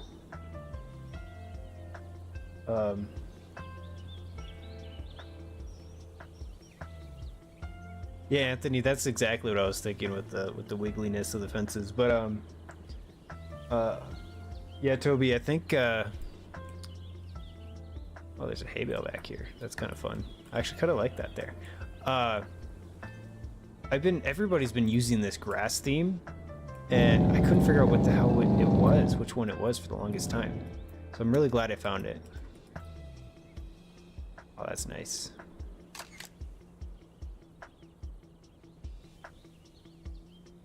But yeah, this does look pretty cool. I wanted to put more like agriculture plots here with the actual buildings, but the editor doesn't like placing in-game buildings in other than props, so I had to nix that idea. Thanks, Frail. Yeah, I can't wait to release the map. Pretty close, if I'm honest. I might... Just depends on how patient I am. The cinematics and the release schedule is gonna kind of be the major factor, because once I get everything down, I'll kind of want to keep exploring the map just to see if I forgot things, because every square inch of this map I've basically gone in phases. I started with obviously the height map, and then the surfaces, and then the road bushes, and then the fences, and then more road bushes, and then trees, and it's a scan of the map like so many freaking times. So little plots of land get forgotten. But this plot of land isn't forgotten. You could just imagine it as an abandoned like farmstead. I wish I had some like abandoned like homes kind of thing. Like ruins. Yeah, nobody's really done the sweeping Midwest map yet. And that's what I'm kind of hoping this fills that gap. Somebody did Chicago, except with farms, which is kind of cool, like a historical start. So I wanted to expand upon that a little bit too.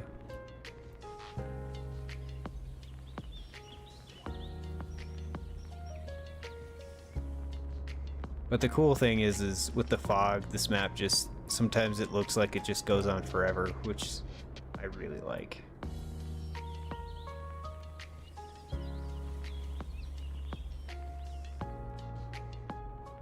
But yeah, I am concerned about the quarry.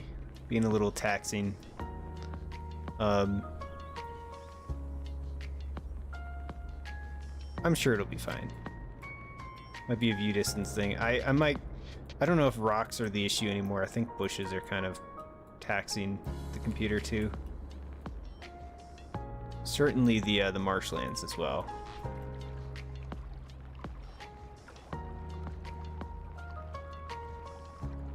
Yeah, I put dozens of hours in this map. It's been like a good way of like just coming home and relaxing. Originally I was trying to decide whether or not to put a lot of detail into the map, especially with frame rates and other computers and whatnot. And then I kind of just said, screw it. I wonder if that tree's gonna grow up into the power lines. But anyways, I just got carried away, and then I just got to a point where I'm just like, all right, screw it. I don't know if I want these trees in this corner though. Come back to that.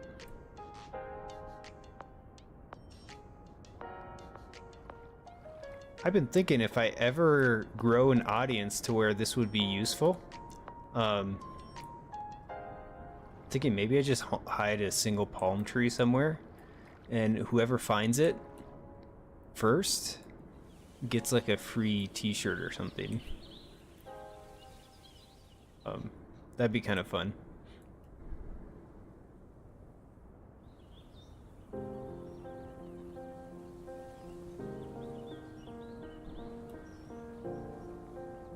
But I'm hoping folks appreciate the diversity of land in this map.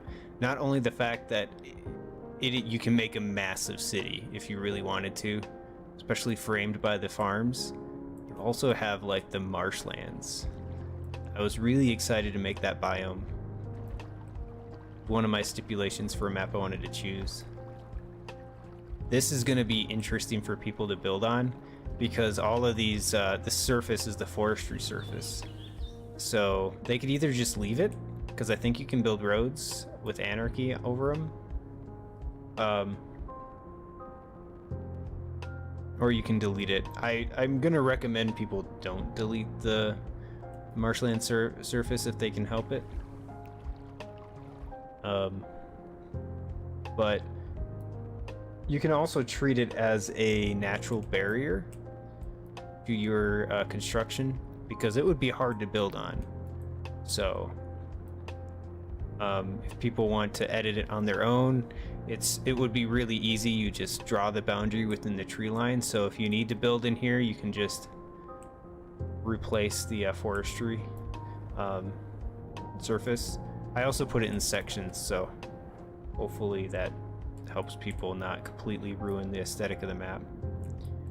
But I tried to get in like the silt as well, the sediment just being pushed away by the flow of the lake. In the distance you could see the rest of Michigan over there, so then you got this little island. I don't know, I didn't expect to appreciate the flat maps as much as I do with this.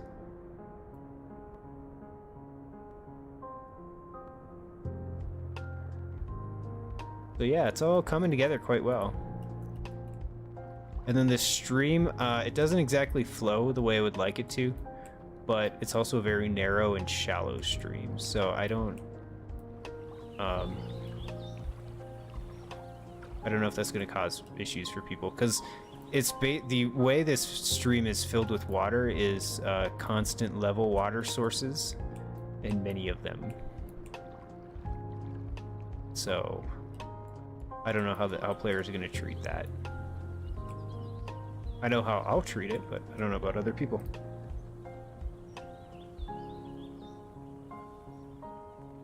Yeah, Frail, unless like, for me, what I plan on doing is along the tree line here, creating like a waterfront, because if you think about it, this is where the higher tide is anyways. And then just creating like little jetties and stuff for like a harbor and other things like that. So, the surface should stop right at where all these sunken oak trees are. All these bushes are actually oak trees. those you would have to delete manually. So keep that in mind. They are anarchy placed. So anything closer out here though, so like if I have the start tile here, a lot of this isn't anarchy locked, so you don't have to delete all these trees on your own. That's by design, because I'm hoping the players start in this big forested area on their own and then expand outward, and then they could start to demolish things by hand. But hopefully I didn't want people to just be overwhelmed by, why do I have to delete everything, you know?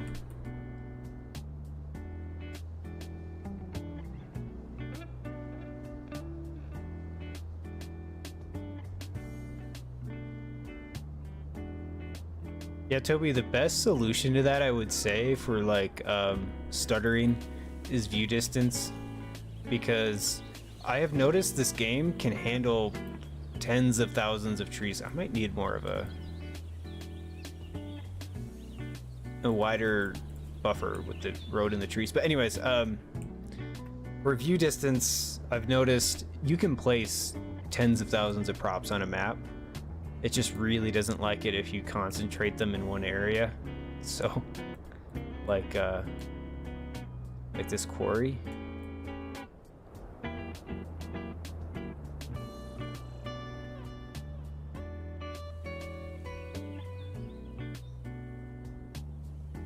But I like how even this isn't totally flat too. Like this has some texture to it.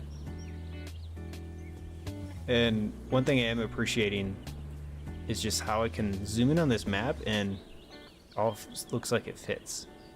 Feels realistic, right?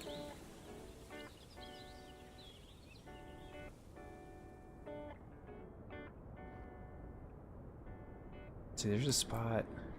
Yeah, when it transitions from there's another one where it transitions from paved to dirt road. And for some reason that transition is really exciting me. Here we go.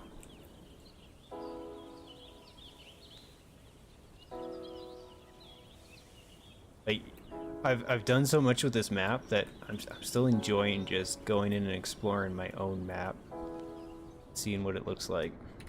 See if I can pull up the overlay too. This is the reference overlay of the map. This is the map. This is your mind on drugs. This is probably also your mind on drugs. Just kidding. But yeah, pretty awesome. So, like, this is the actual town of Bayport. I don't think I'm gonna make these boat ramps here. I'm just gonna leave them.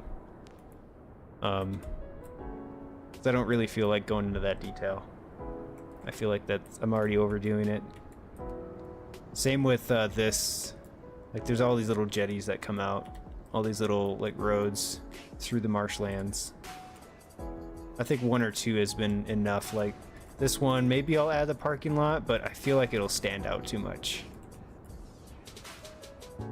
Then you have these little areas that lead up to homes.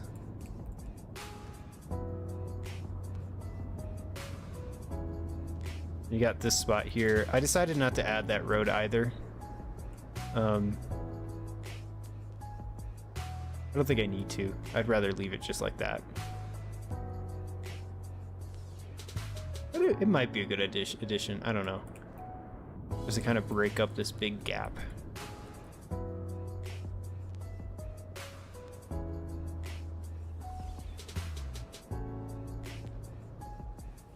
Sheep.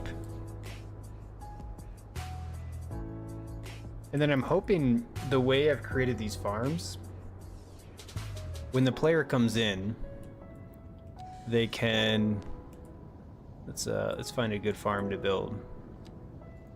We'll try this one. When the player comes in, wait, let's also buy this plot. They can come in, we'll say grain farming.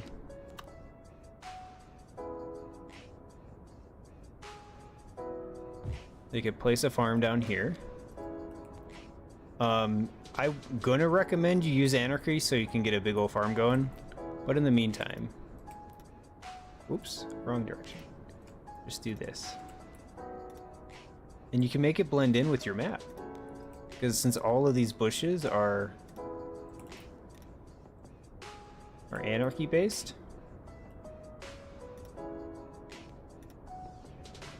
I don't know if it's going to delete these bushes. We're going to see. And voila. You don't have to do much. Now you have a functional farm. And you have an extra fence. I think though for this grain farm, the surface is probably overlaid above it. So that's something to keep in mind. Where are the surfaces? My.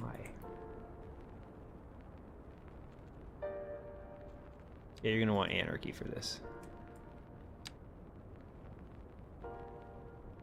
Just do something like that. And then you could outline it with your farm.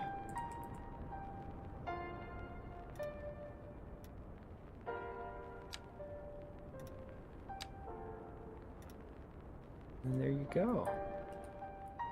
How about that? Now you've got your own functional farm instead of just my decorative one. It's a little finicky. You've got to know what you're doing, but it's very playable. Like, I don't think the player is going to be as hindered as I've been fearing. I like these plots of land. It's going to be a slow process for people, but they should probably slow down anyways. So then there you go. And this is in-game, right?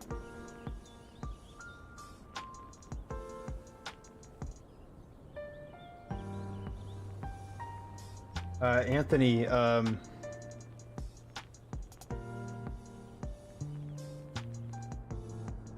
yeah, I think what I did, because it was like with this one, I just put a sand surface down. Then I put like a little outhouse and random shit down just to make it look less plain. But where'd that farm go? Hang on. I was enjoying concept there. And then you could even just speckle these farms, because you don't, when people play, they shouldn't be making thousands of farms anyways. This would help you just moderate it. You've already got a grain silo and more barns. Just look how naturally that fit in. Like, that's just cool. I didn't even intend it to be that easy, so we'll see how that goes. What else do we have? And the irrigation down here looks pretty nice.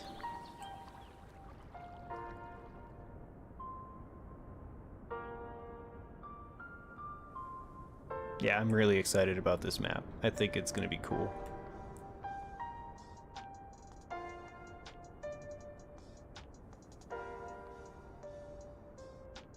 I was an inch away from highly detailing each plot of land with just like trucks and trailers and all sorts of stuff, but then I realized that would actually be a pain in the ass to have to delete when you're developing this land.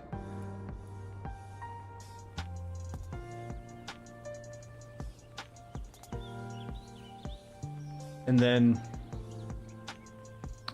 for folks who are familiar with how the Federal Aid Highway Act in the 1950s worked, once you're ready, once your city's big enough for a freeway, easy. You just parallel to these highways here, get your other 2 lanes on an embankment of about 2 or 3 meters, and there you go. And then you could create your overpasses over these areas with exit ramps and everything. You'll have to cut into these farms, of course, and that would be a massive undertaking for your city. You might have to build around the farms. But yeah, that's what I'm talking about. That's why I'm so excited about this map, because for those who want that, this gives them that boundary, that challenge of, hey, I've got to build this city based on, you know, building it around farms. Like, ooh, that one looks too complicated to build around, by, you know, all that types of stuff. So I'm excited. What? Oh, that's the... Damn it. Wait, did I just not build over there? Hold up. Alright. I gotta go fix that.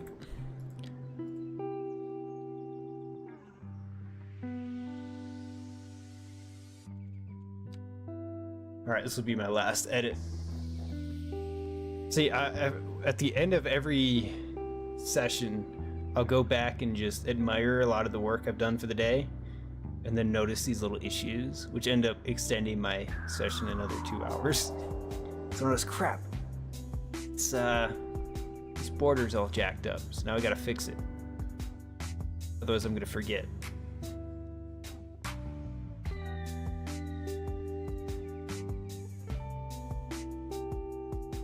Hey Toby, thanks for stopping by, appreciate you.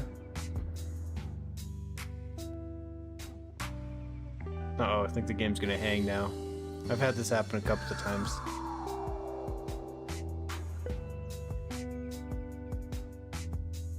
Yeah. Alright, well, that's as good a stopping point as any. I'll go fix that issue later. But I sincerely thank everybody who stopped by today for checking out the stream, for taking a look at my map, and potentially even supporting me in the future. I hope you enjoy the map when I release it, probably in a month or so, or even sooner. I don't know how obsessed I'm gonna be. But yeah, sincerely, I thank everybody for stopping by, engaging, and just having a good chat with me on a good Saturday. So thank you, Anthony, you as well. And hopefully we've, you know, hopefully there's enough here to inspire people to do even cooler things. So, but yeah, everybody creating things together. I've noticed some people have been playing the game while they watch the stream, which is pretty cool to me, because that's just a cool community aspect that I'm just thrilled about. But anyways, again, thank you very much. Have a good rest of your night, your weekend, everything. I'll try to be on every Saturday. If not, keep a lookout for my content, for my videos, for my maps, anything. So until next time, I'm RaftermanNZ. Cheers.